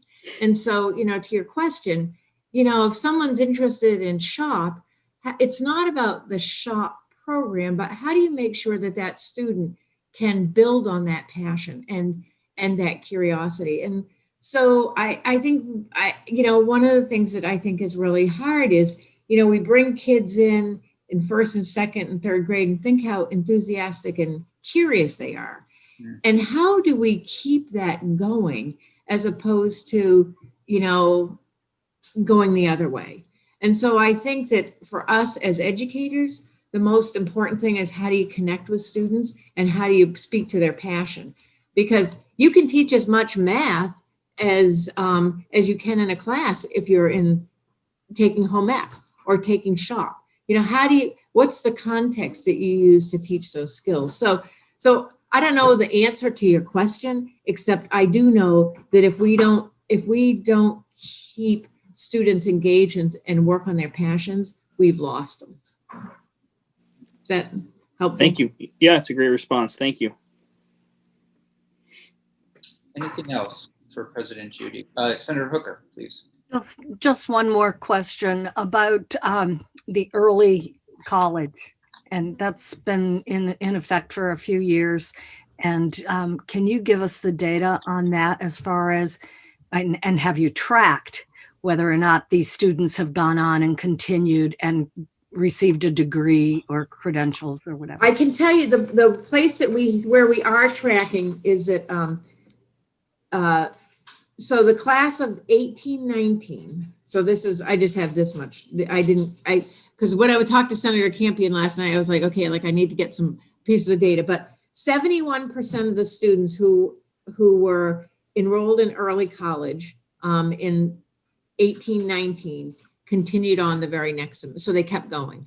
And that's a pretty high percentage. And so now what we haven't gone back is, okay, did the remaining 20-30% continue after a semester or two? So we just looked at how many of the early college students just continued straight on. So we feel like that the continuation rate, and that's a much higher retention rate than you will find for most students going between their freshman and sophomore year, with the population that are a lot first generation and many low income students. So we were particularly pleased about that, but the longitudinal data is stuff that we have to get that from the clearinghouse. And so you have to, it takes a little bit. Okay. So, but it's a very good question. To know whether or not they've gone on even beyond that first year after is something. That's what we don't have that data. Okay. The other piece I will say, and I don't have it in front of me, but I do know that we have tracked the number of students who take a dual enrollment course and then go on to college. It's a very high number, but I don't have that right in front of me. Now, some people would say, well, those are students that were inclined to go to college anyway. But factoring that out, the fact that we do see a lot of students who take dual enrollment go on, if we start going the other way, that would be a bigger problem. I also remember a course that CCV offered for seniors that was kind of a preparing to go to college. Yep. Is that still in place? Yes, but now, thank you for asking that. We have a course called Introduction to College Studies, or now it's called Introduction to College and Careers, because when dual enrollment came, it used to be, as Senator Hooker remembers, it was for high school juniors and seniors. but we didn't have dual enrollment. And so we had, when dual enrollment came along, we said, okay, we're going to make that course available to high school freshmen and sophomores. And so now, and this is money, we run this course totally with support from VSAC and philanthropists. So this does not, and we usually run a few hundred students go through that course every year, but it's really intended to prepare students to take a college course. And the difference is it probably for many of us, you know, your families understood college, you knew the process, you knew how to apply to, you knew what financial aid was, you knew that financial aid was an option, you knew all those things. But for so many students, this is like a foreign language. And so Introduction to College and Careers focuses on sort of the language of college. How do you get through that process? Also, how do I apply for financial aid? And then we've added a pretty strong career component. So people do a lot of career exploration in that. And again, you know, I'm not necessarily one, you know, that you have to like decide early on what you're going to do, but you should. But I do believe if you have a direction, you're much more likely to stay focused if you have a direction. But I always say to students, but it's okay to change. My undergraduate degree was in animal science, so I rest my case. You know, you can change, but it's the level of education, and you learn to read and write and stay in, you know, in a context. It's really important. Thank you. Great. Thank you. And we're going to have President Judy back next week with Brian Prescott and Senator Baruth, all of whom were involved with on the Select Committee of Higher Education, which looks at higher education in general in Vermont with a specific look to CCV and the state colleges. And so we'll be hearing more from President Judy next week. Please. Senator Campion, can I just say one last thing? I know that Chancellor Zanatny is going to follow me, and I want to make sure, you know, I realized probably through my whole thing, I haven't really talked very much about that CCV is part of the Vermont State College system. And we do a lot of work, particularly with Vermont Technical College, in terms of students starting with us and transferring, particularly in the allied health field. Just a quick figure, 70% of VTC graduates, nursing graduates, and I don't have the latest figure, but 2 years ago, 70% of them had started at CCV. So I always think of us, we're the open end of the funnel and help people realize that they can do college, get started, and then continue on. And so we're really grateful to the relationship we have with the other schools. So Great. So thank you. Thank you. And we'll see you again next week. Yes. Okay. Great. Yeah. Bye-bye. Terrific. Thank you. Okay. We'll just take a 5-minute break, and then Chancellor Zanatny will have you in just 5 minutes. Okay. Terrific. Thank you. We're grateful to have you here. Welcome back, everyone. You know, we know that the state colleges are going through a transition, if you will, experiencing some difficult times, also experiencing some successes, I suspect, out there as well at the institutions themselves. What we thought we might do today, and as I think you heard me mention before President Judy finished her testimony, we'll be hearing next week from the Select Committee on Higher Education with their recommendations for the state colleges, you know, how, you know, sort of assessing the state of where they're at today, how we might continue in the state, having them a part of our landscape. So for you to come in today is terrific to give us, it would be wonderful to hear a little bit about yourself, as well as the state colleges themselves, how things are going in this COVID landscape, if you will, and anything else that you think we need to know about the state institutions. And one of the things I'm sure you'll include, but if you would just remind us which institutions comprise what we refer to as the state colleges. As President Judy reminded us that CCV is part of the state colleges, and therefore I would suspect when we talk about appropriating funds to the state colleges, we are talking about an amount that goes to CCV, as well as the institutions that you're going to talk about now. So with that, I also want to welcome Catherine Lavesser, formerly the Chief of Staff for the Speaker of the House, and in a new role here, which is just terrific. So glad you're here as well, Catherine. Thank you. We do have some slides, so Catherine's going to manage the slides for me as I go through this. So again, thank you very much for the opportunity to speak with you all today and to give you an update on the Vermont State Colleges system and our COVID-19 response. So just going to Senator Campion's first question there, you can see on the slide the 4 institutions that make up the Vermont State Colleges system. So Northern Vermont University, which was created a couple of years ago from Johnson State College and Linden State College, then Castleton University, the Community College of Vermont, and Vermont Technical College. So, as you may know, we have a new leadership team at the Vermont State College system. For the record, I'm Sophie Zadatny. I'm the Chancellor of the system. I've been serving in this role since last summer. I was previously the General Counsel for the system. I've been with the system since August 2014. Joining me today in the background is Catherine, as you know. She's our Director of External and Governmental Affairs, and she's new to our team. She joined us this fall, and we're obviously thrilled to have her as part of our team. So I just wanted to take a few minutes of your time at the beginning to share with you who we are and what we do, and then provide a brief update on our ongoing system-wide transformation. So there are 3 key points that I would like you to take away from today. The first is that the Vermont State Colleges are key to Vermonters' success. And I think some of that was illustrated by the testimony that you just heard from President Joyce Judy.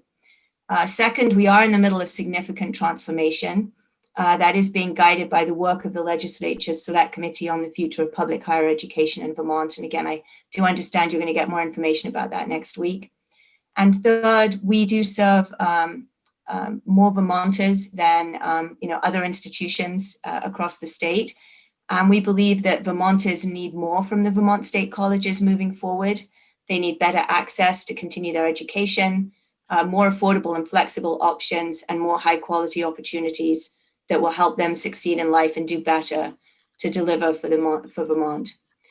So we've been serving Vermonters and Vermont communities for over 200 years. We exist for the benefit of Vermont, and we're working hard to do more and do better to deliver for Vermont and the Vermonters that we serve. So as you know, COVID-19 has created both a public health crisis and an economic one, and it has worsened our already significant and unsustainable structural deficit. So we already had a structural deficit prior to COVID, but the pandemic has certainly put us in a more challenging financial position than we were previously. Like the state, we have a position of extreme uncertainty regarding our revenue for next year. Our budget, about 78 to 80% of our revenue comes from students through tuition, room and board and fees. So given the challenges of the pandemic, it does make predicting enrollment extremely hard. And again, because if we don't know what the enrollment's going to be, it really has an impact on our ability to estimate what our revenues will be for the year ahead. Even though we're facing significant challenges this year resulting from the public health crisis and coupled with the structural deficit, we are committed to delivering for Vermonters, and especially now that the pandemic has increased the need for the services we provide in our host communities. So some examples of the ways that the Vermont State Colleges have been there for our neighbors during the pandemic include that at the start of the pandemic, we installed free community Wi-Fi hotspots in the parking lots of our residential colleges to help Vermonters work and learn remotely, particularly for those who didn't have access to broadband. We hosted food banks and other related activities, such as weekly community meals. We maintained access to Vermont Tech's dental clinic, which primarily serves low-income Vermonters without dental insurance. Our student teachers continued to serve in placements across the state in pre-K to 12 schools. And we also stood up a $2.3 million CRF workforce initiative that was established by the legislature to provide free classes and trainings for Vermonters across all 4 of our institutions. And 971 Vermonters whose employment had been affected by the pandemic were able to take nearly 1,400 classes and trainings, thanks to the investment from the state. Notwithstanding the challenges, the Vermont State College system is essential to Vermont's economy and our state's future. Our mission starts with the phrase "for the benefit of Vermont," and we do take that mission very seriously. We have facilities and academic centers within 25 miles of nearly every Vermonter, and the Vermont State College system is deeply rooted in every region of the state. The heat map on this slide shows where our students come from. It is very easy to fall into the trap of assuming that every college student comes from a stable middle-income family, that every student has a home to go to when residence halls shut down due to a pandemic, and that every student can afford a residential 4-year experience. And while we do serve many of those students, the reality is that the Vermont State Colleges serves all Vermonters. And again, I think from the testimony that you just heard from President Judy, you got a sense for the scope of some of the students that we serve. So this means that first generation students for whom a degree or credential isn't accessible unless they can commute to school after work, like Jessica Malskis, who shares that being a first generation student means you may have to work while attending school, and you may have to face daunting tasks like completing the FAFSA on your own. We're able to accommodate them within our system. And our students' lives are complicated. We have new Americans, Vermonters recovering from addiction, and Vermonters who were unable to make it at a traditional 4-year college. There are Vermonters who barely made it out of high school and then years later realized the dream of a college education in moving their lives forward. And that's, for an example, we have Jeff Patterson, who didn't find success at a traditional 4-year institution, but he started over at the Community College of Vermont, and he ultimately earned a bachelor's degree. We have Vermonters who have a chance to change their lives and break the cycle of poverty for their families because they have access to a Vermont State College. And we serve Vermonters who need a second chance. So for example, Kyle Wolf overcame a substance use disorder and incarceration and used his experiences as motivation to pursue higher education and help others. Kyle graduated from CCV with an associate degree in human services and is currently pursuing a degree in social work at Castleton. Vermonters returning from military service find a home at the Vermont State Colleges, and we have a strong reputation for being veteran-friendly, as Sean Connolly shares here. Sean found the transition from the Army to college challenging, and CCV and Vermont Tech eased his transition.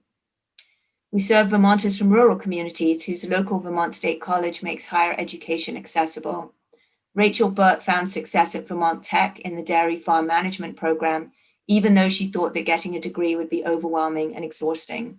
She's now immersed in the 2+2 program and sees Vermont Tech as a step forward to the rest of her life. So these are just a few of the stories of who our students are and how we change their lives.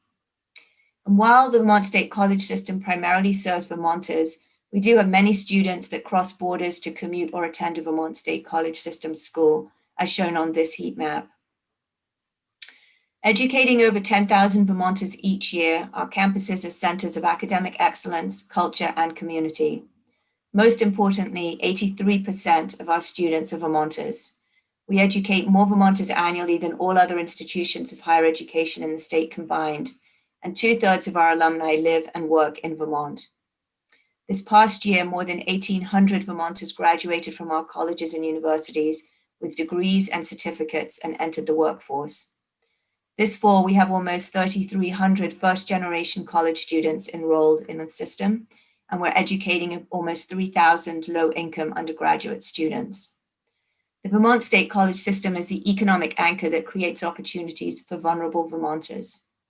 We create pathways to affordable certificates, degrees, and credentials, and provide economic stability in the rural regions of the state, where our colleges and universities are large employers and serve as community hubs. For over 200 years, the institutions of the Vermont State Colleges have filled an important role in our state, providing access to high-quality post-secondary education to students of all ages, all income levels, and all backgrounds.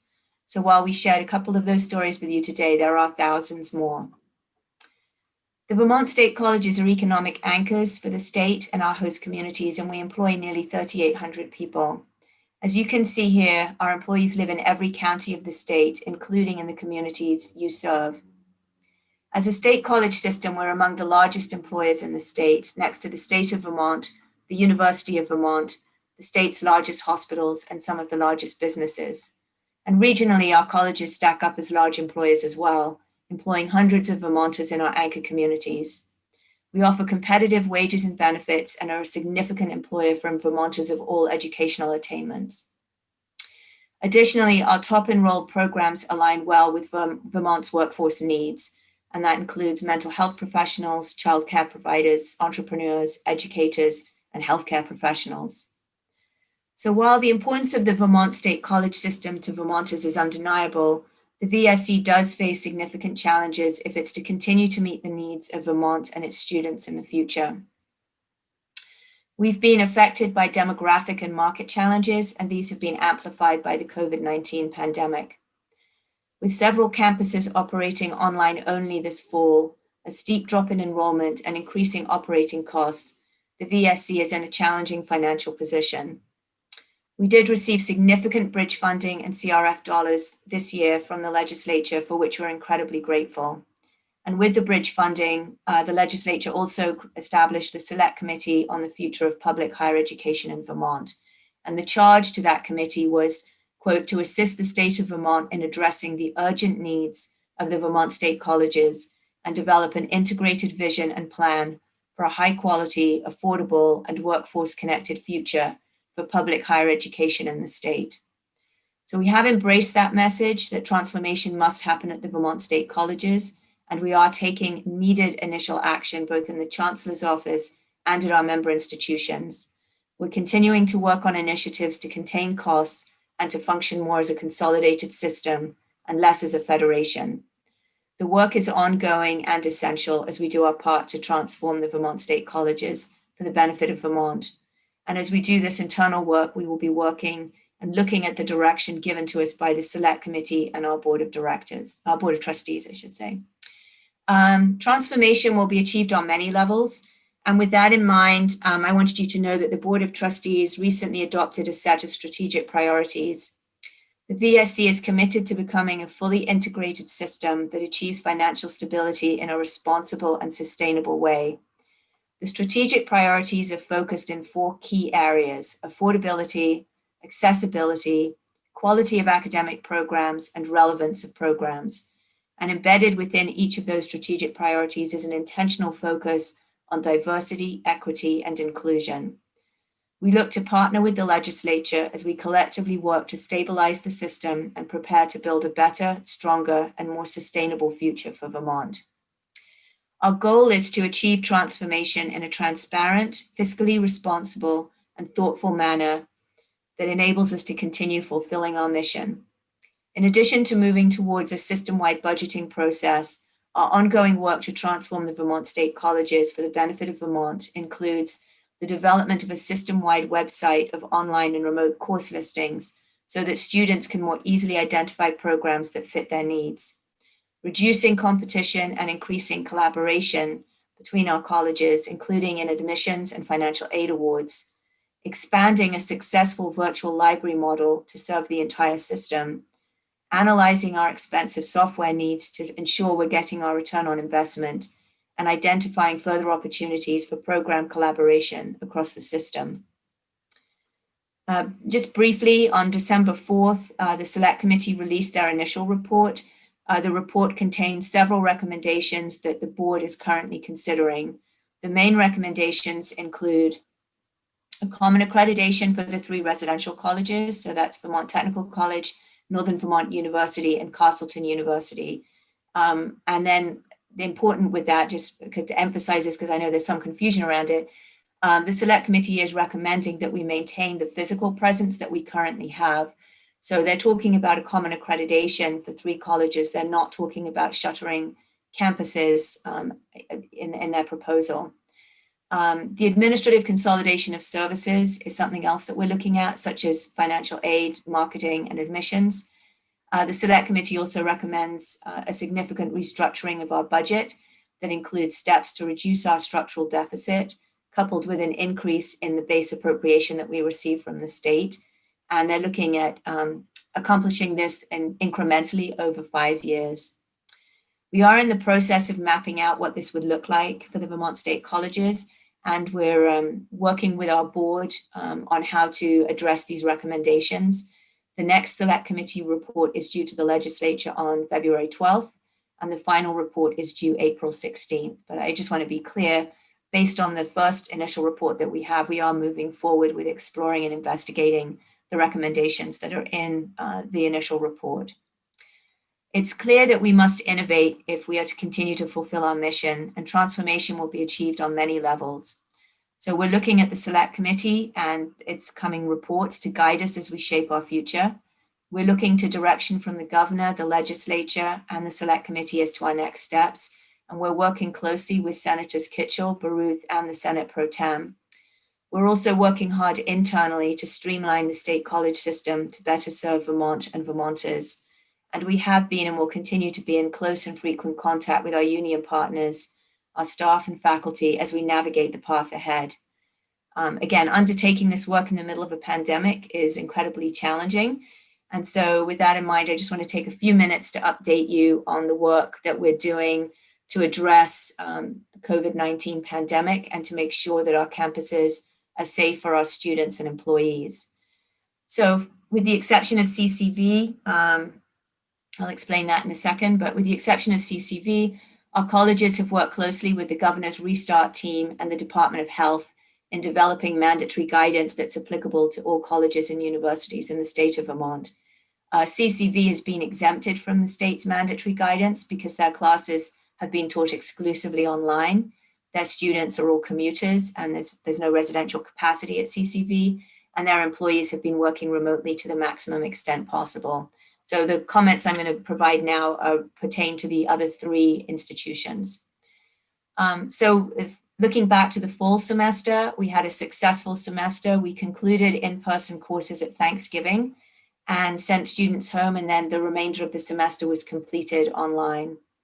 We had good compliance with the mandatory guidance issued by the administration and with the college's individual institutional policies.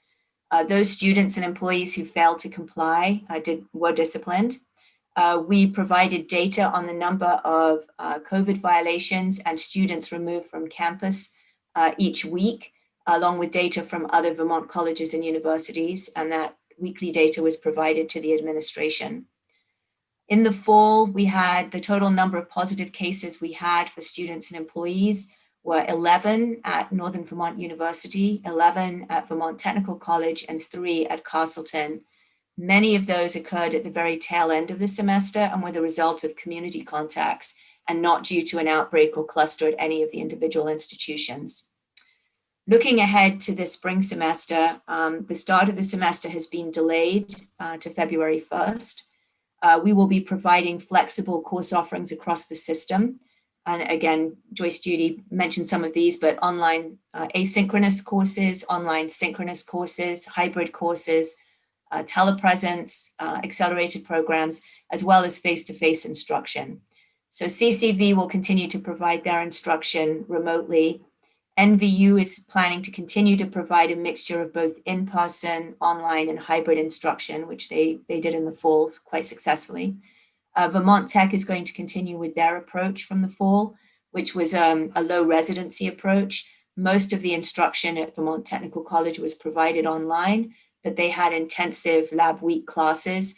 So they had a small number of students who resided on campus full-time, and then they offered residential for the lab weeks. And again, many of the students simply commuted, but there was an option for students to reside periodically while they did their labs. Castleton was fully online in the fall and had some students residing on campus. They're going to be switching this spring more to the Northern Vermont University model of providing a combination of both in-person and online courses.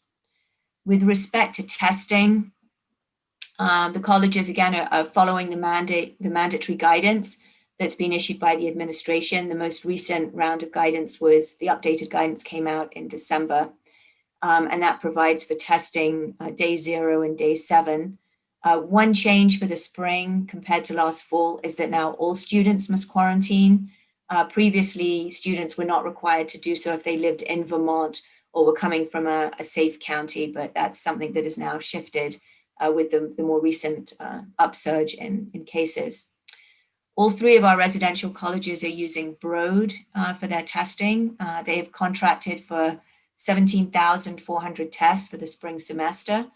With only one exception, in the fall, all the test results were provided within 24 hours by Broad. Vermont Tech also has a separate contract to provide tests through another provider, a smaller number of tests. Weekly testing is available to campus-based community members at NVU. All three colleges will be doing monthly surveillance testing. And athletes, those that are going to be competing, there's a more rigorous requirement for them, and they're required to be tested 3 times a week. All students and those employees who are working on campus are required to complete daily symptom checks. As far as quarantine housing goes, again, the residential colleges all meet the requirements set forth in the mandatory guidance. Residence halls have been set aside for quarantine and isolation. One of the unfortunate side effects of having a lower enrollment is that we do have plenty of space to manage quarantine and isolation as needed. We've been able to provide food and support to students that are in quarantine or isolation, working with our Sodexo, who's our dining hall vendor, who have been a great partner for us in managing that. The cleaning is typically provided by our own staff, but when needed, specialized cleaning is provided by outside contractors. So for example, if we did have a student that was in isolation, we would contract to have specialized cleaning services provided for that. One of the other questions with regard to the new guidance that's come out is the definition of households. Northern Vermont University and Castleton have each designated residence halls as a household, and that means that students will not be allowed to socialize with students in other residence halls, and they will be following up and making sure that that's abided by. Vermont Technical College is still deciding exactly how they're going to define what constitutes a household. All COVID mitigation strategies must be followed outside of a dorm room or personal office space, so that involves mask wearing, social distancing, etc. Employees have been encouraged to work remotely to the extent reasonably possible. Obviously, we have some employees who are required to be physically present on campus, such as our public safety officers, folks that work face-to-face with students. But anyone that can work remotely has been encouraged to do so, and we've been providing the necessary support to those employees who are working remotely. We provided the federal Families First Coronavirus Relief Act leave to our employees. We do have generous leave policies, and we have allowed employees to run a negative leave balance as a way to avoid laying off or furloughing employees as a result of the pandemic.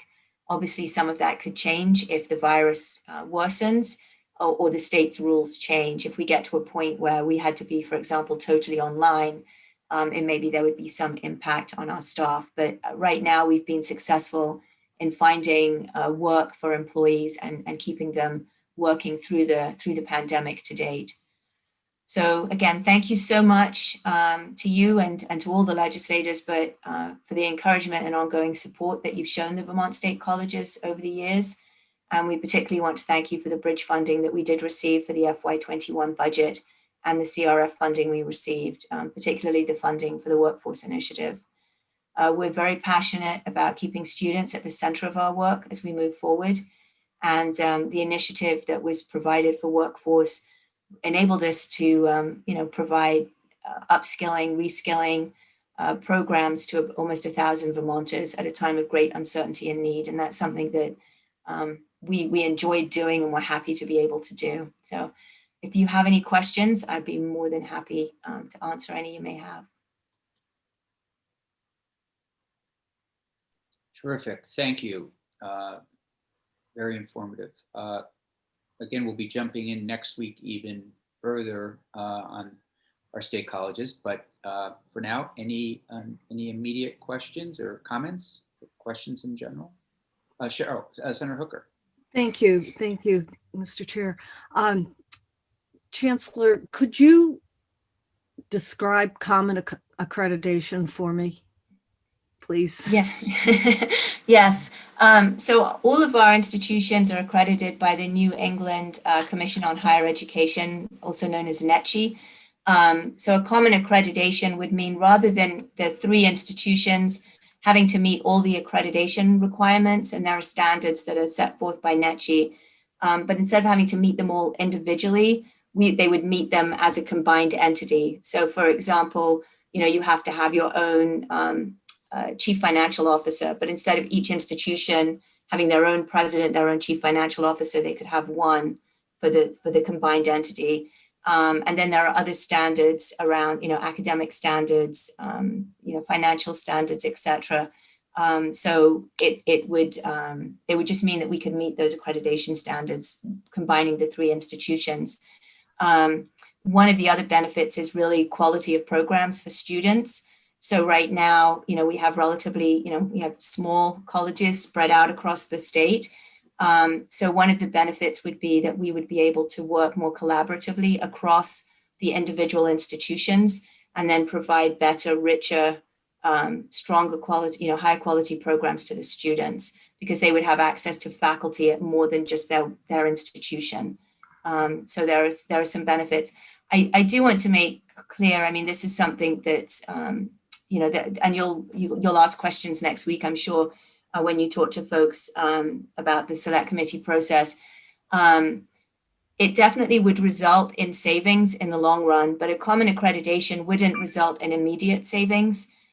So for example, when we combined Johnson and Linden into Northern Vermont University, we have realized about $9 million worth of savings from that consolidation. But the real benefit comes not so much from savings, but is what you can accomplish.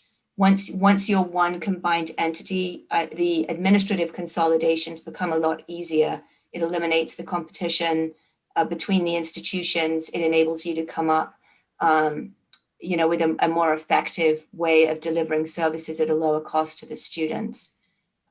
So I just want to be, common accreditation by itself is not a magic bullet, I think is what I'm trying to communicate to you. Thank you. Senator Chittenden. Chancellor Zadatny, it's nice to sort of meet you. I believe I know your spouse, and President Sullivan speaks very highly of you. So, oh, thank you. I work at UVM. I bleed green and gold, and I like to say, and something I offered at our opening education committee meeting that I just want to hear your thoughts while we're here. As I look to the Vermont State Colleges and the University of Vermont, I keep thinking of the same type of recommendations that we're seeing in this initial report from the select committee, looking for what you were just speaking about, the savings and back office efficiencies through consolidation and coordination of services.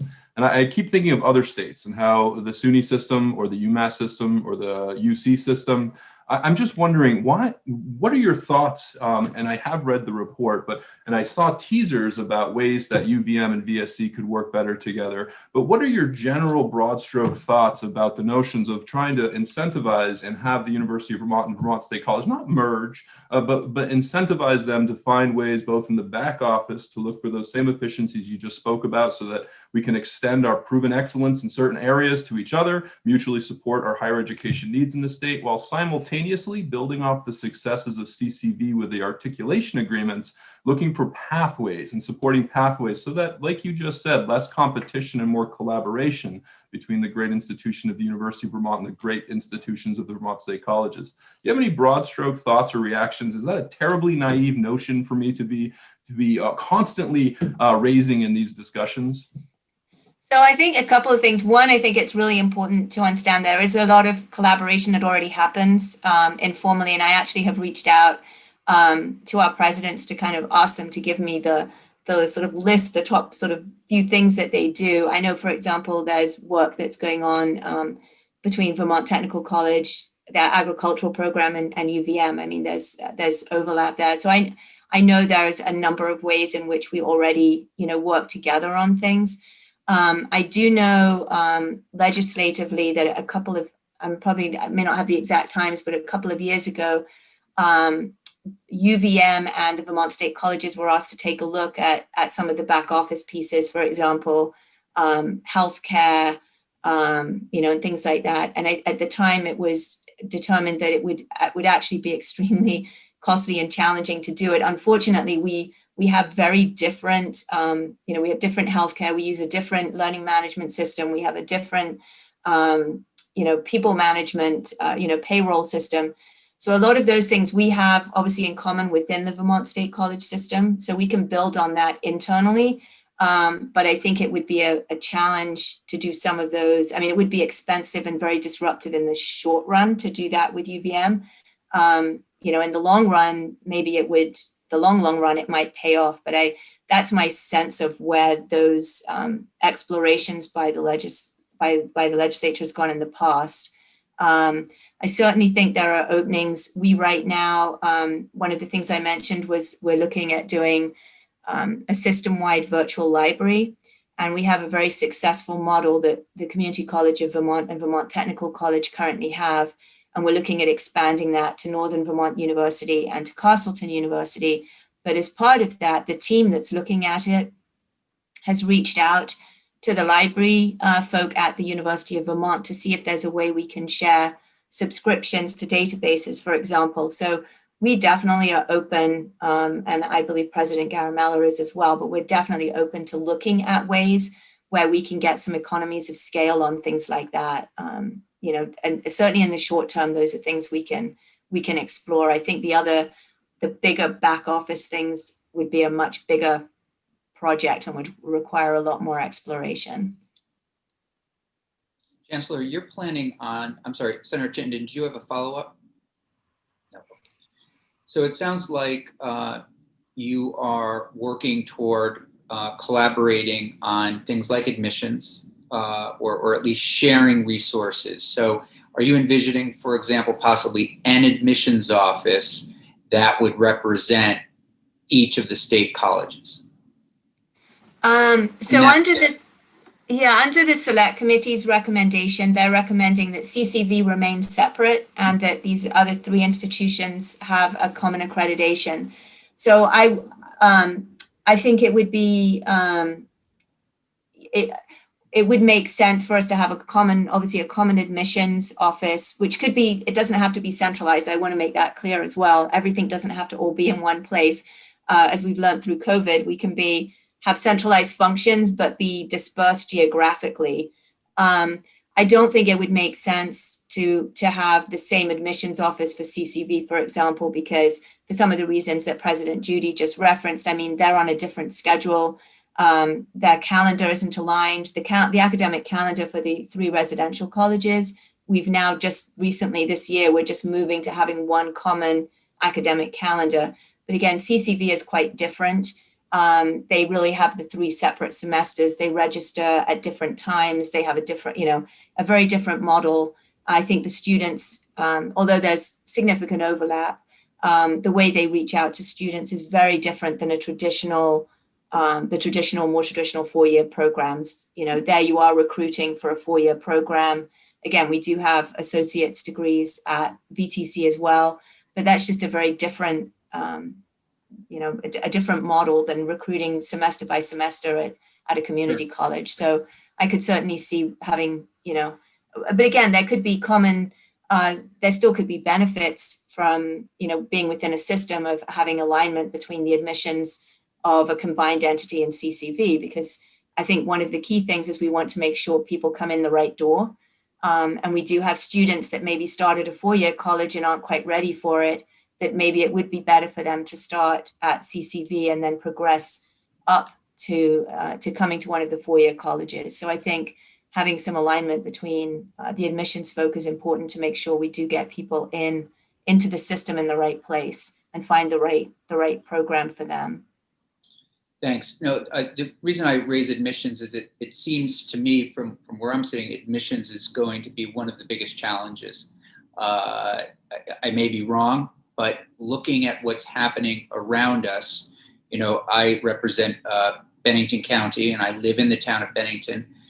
Just over the border is Hudson Valley Community College, which Cuomo and others are moving in the direction of lowering tuition costs, and where students can do everything now from study, English Lit to becoming an undertaker. I mean, it's becoming more affordable. And then on the other side, you have spots like Southern New Hampshire, I think it's Southern New Hampshire University, which also is keeping a lot of its students. And I mentioned Hudson Valley and Southern Vermont, Southern New Hampshire. It's because historically, as I understand it, at least in the Albany area and also parts of New Hampshire, we would get those students to a Castleton in particular from Albany and Linden and Johnson. And so I just see it as it is going to be a challenge. Admissions, especially as governors in other states can lower the tuition costs because they have, the dollars. And so I do see admissions. And I would also say philanthropy, is perhaps another area where there's some kind of, merger, and not merger, but collaboration amongst all of you. But the admissions, I think, is perhaps from where I am going to be a great challenge. Also, I have to say, you look at the independent colleges, we're going to be hearing a little bit from them tomorrow, but I know that they are trying to make certain that students don't leave with a lot of debt. Not all of them, but I know Bennington College well. We try to make sure that students after 4 years don't leave with much debt. So there's competition, I think, with the others as well. So to me, it just seems like one of the biggest challenges ahead. Right. So just to loop back on a couple of those things. So you're right. We're in a very ruthlessly competitive market, and we're in the Northeast. So just as we have demographic challenges here in Vermont, we're not alone. The Northeast has them. And certainly, Maine has been very aggressive in reaching out to other surrounding states and saying, we'll match your in-state tuition. Again, those states other than New Hampshire generally are funded at a much higher rate than we've been historically, but it does make us, a challenge for us to compete with them. I think on admissions, one of the benefits of moving towards a common accreditation and greater administrative consolidation is that we eliminate some of our internal competition. Because right now, Yes. we're kind of competing against each other, and that Right. doesn't really make any sense, Right. particularly for students that can afford to pay more. To then be undercutting each other just doesn't really make a lot of sense. On the philanthropy piece, I think there's room to explore things there. I will say one of the challenge we have as a system is it's hard to raise money at the system level because people have no emotional attachment to the Vermont State College system. They went to or are affiliated with an individual institution. Sure. So that's one of those, pieces. And on the affordability issue, that is really important to us. We are very concerned about that. I mean, to me, the worst case of all outcomes is to have somebody come, incur debt, and then leave with nothing. So one of the things that we really have focused on, and again, you heard some of it from President Judy, but really having a number of off-ramps. So students can start and then they can get a certificate and then they can get an associate's degree and then a bachelor's degree, but they're building towards getting degrees. So they're not going to be leaving with nothing. If they leave and they don't complete, they at least leave with something. And I think it was Senator Hooker that said, about a lifetime of education. I do believe that we need to rethink higher education. It's not just traditional 18 to 22-year-olds and 4 years, that people will be dipping in and out through their lifetime. And we need to be ready and prepared and able to meet that need. So we are really focused on that. Affordability is key. We do believe, so although we have the demographic challenges in Vermont, we definitely have an affordability issue in Vermont too, and that's something that is in the actually it's I don't know, it's not in detail in the initial report that you've probably seen from the select committee, but in the draft, the next version, they're proposing an affordability standard, and that's something for the state to look at, the legislature to look at as we move forward. But we are very concerned about affordability. We did make the decision to freeze tuition for this coming year. So even though we are facing a very challenging financial picture, it just seemed really hard, given everything that's been going on with a lot of online instruction, etc., to be expecting students to face a 3% tuition increase or something for FY22. So we have frozen tuition across the board for FY22 coming up. Perfect. My final question, and then I'll pass it on to others, is along the good point that you made around competition. It seems as though you do have majors, correct, that overlap. Like, for example, can you study English at Castleton and Northern University? And in that way, I wonder if it makes kind of sense. And again, I'll leave it to those who know everything about the whole system and are looking at it more holistically.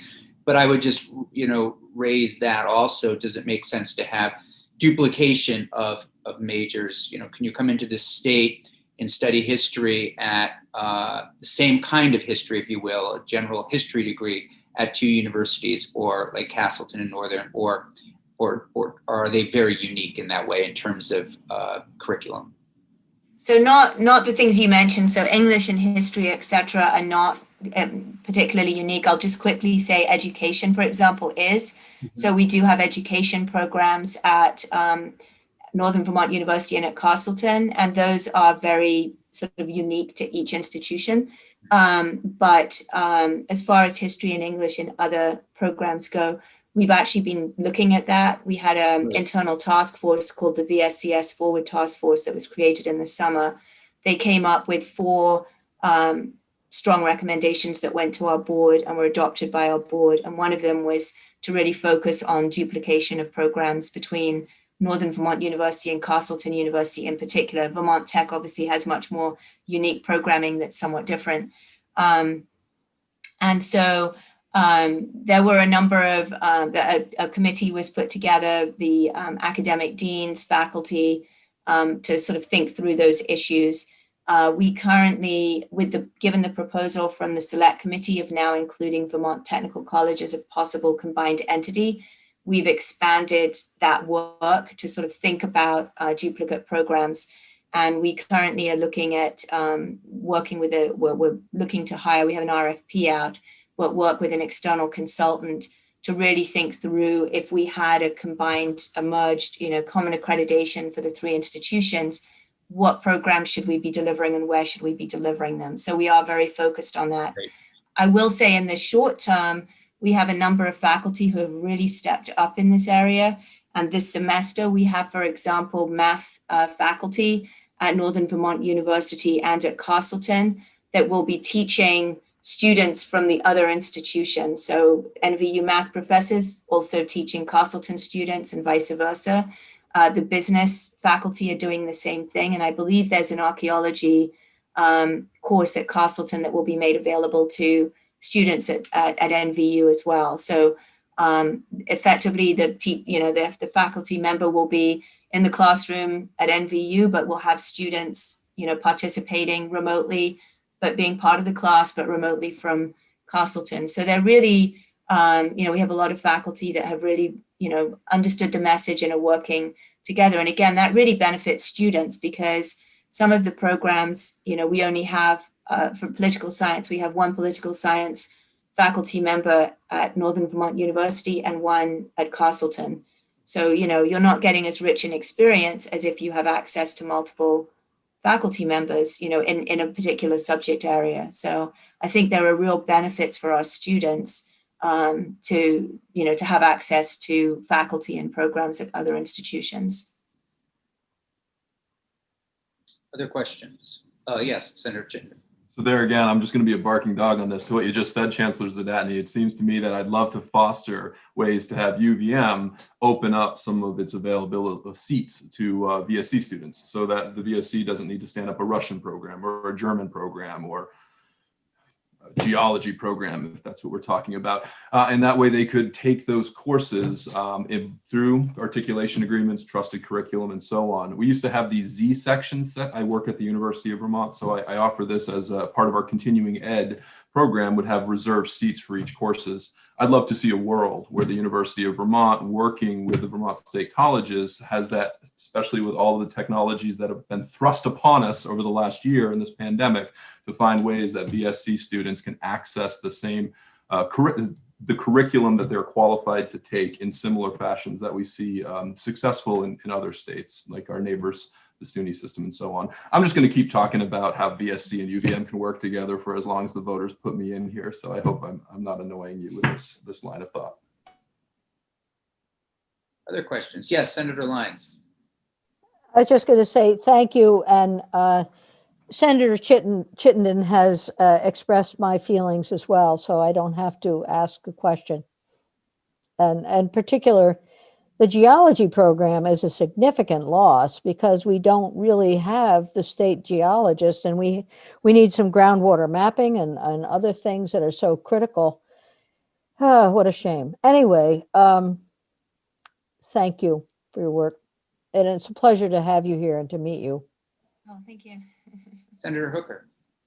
Just a quick question on enrollment for the spring when the kids come back in February. What's that going to look like as far as percentage of the student body that left? You know, how many of them are actually coming back to campus? I don't actually have that information right now. We can certainly get it to you. We have a board meeting coming up on Friday, and the presidents will be sharing information about what they're seeing for enrollment on Friday. So I know it's coming. I don't have it to give to you right now, I'm afraid, but we can get that to you. Thank you. And I would just follow up on Senator Chittenden's point too, is that, and again, to build off on what President Joyce Judy was saying, a lot of students are well served by online if it's well done. And I think we can tell that particularly through CCV because they went exclusively online. And some of those students are ones that maybe, you would think would face the greatest challenges with doing courses online. So I think offering a range of things and having options. I mean, we do know that we have students that are much better served in person. So I do think looking forward, it will be that combination of having online options available for flexibility and whatever, but also having the in-person. I think that will be, what the future will look like for higher everywhere. I mean, not just for us, but everywhere. Anything else? Well, thank you. Lively, terrific conversation. Chancellor, thank you so much for being with us. Please know you're always welcome to be here whenever you'd like to be. And of course, next week, as you know, as we hear this report, it might be something that you might want to be a part of. And just please know you have an open invitation. It's great to have you here with us, and great to see Catherine again as well. Thank you. Thank you. Thank you very much. And just to let you know, I mean, we are working, our board is reviewing the select committee's recommendations and has asked us to really explore what would that look like, how long could it take and things like that. So we have not made any final decisions because it's too early to do that, but we are fully vetting what's being proposed by the select committee. So. And if you would maybe through Catherine can just keep us updated a bit, and then we can have you back at an appropriate time as well, just to hear your thinking on things as you vet it. I'm happy to do that. Thank you Great. very much. Thank you.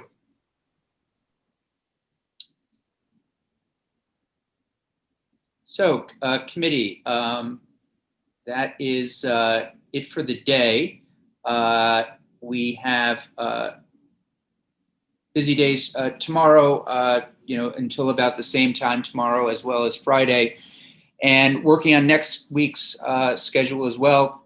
Pretty much, again, trying to get introductions out there, get updates on COVID and what's happening on the ground, as well as going through all of your priorities and the questions that you put forward yesterday when we had that roundtable, things that you're interested in knowing and topics that you're interested in hearing from people on.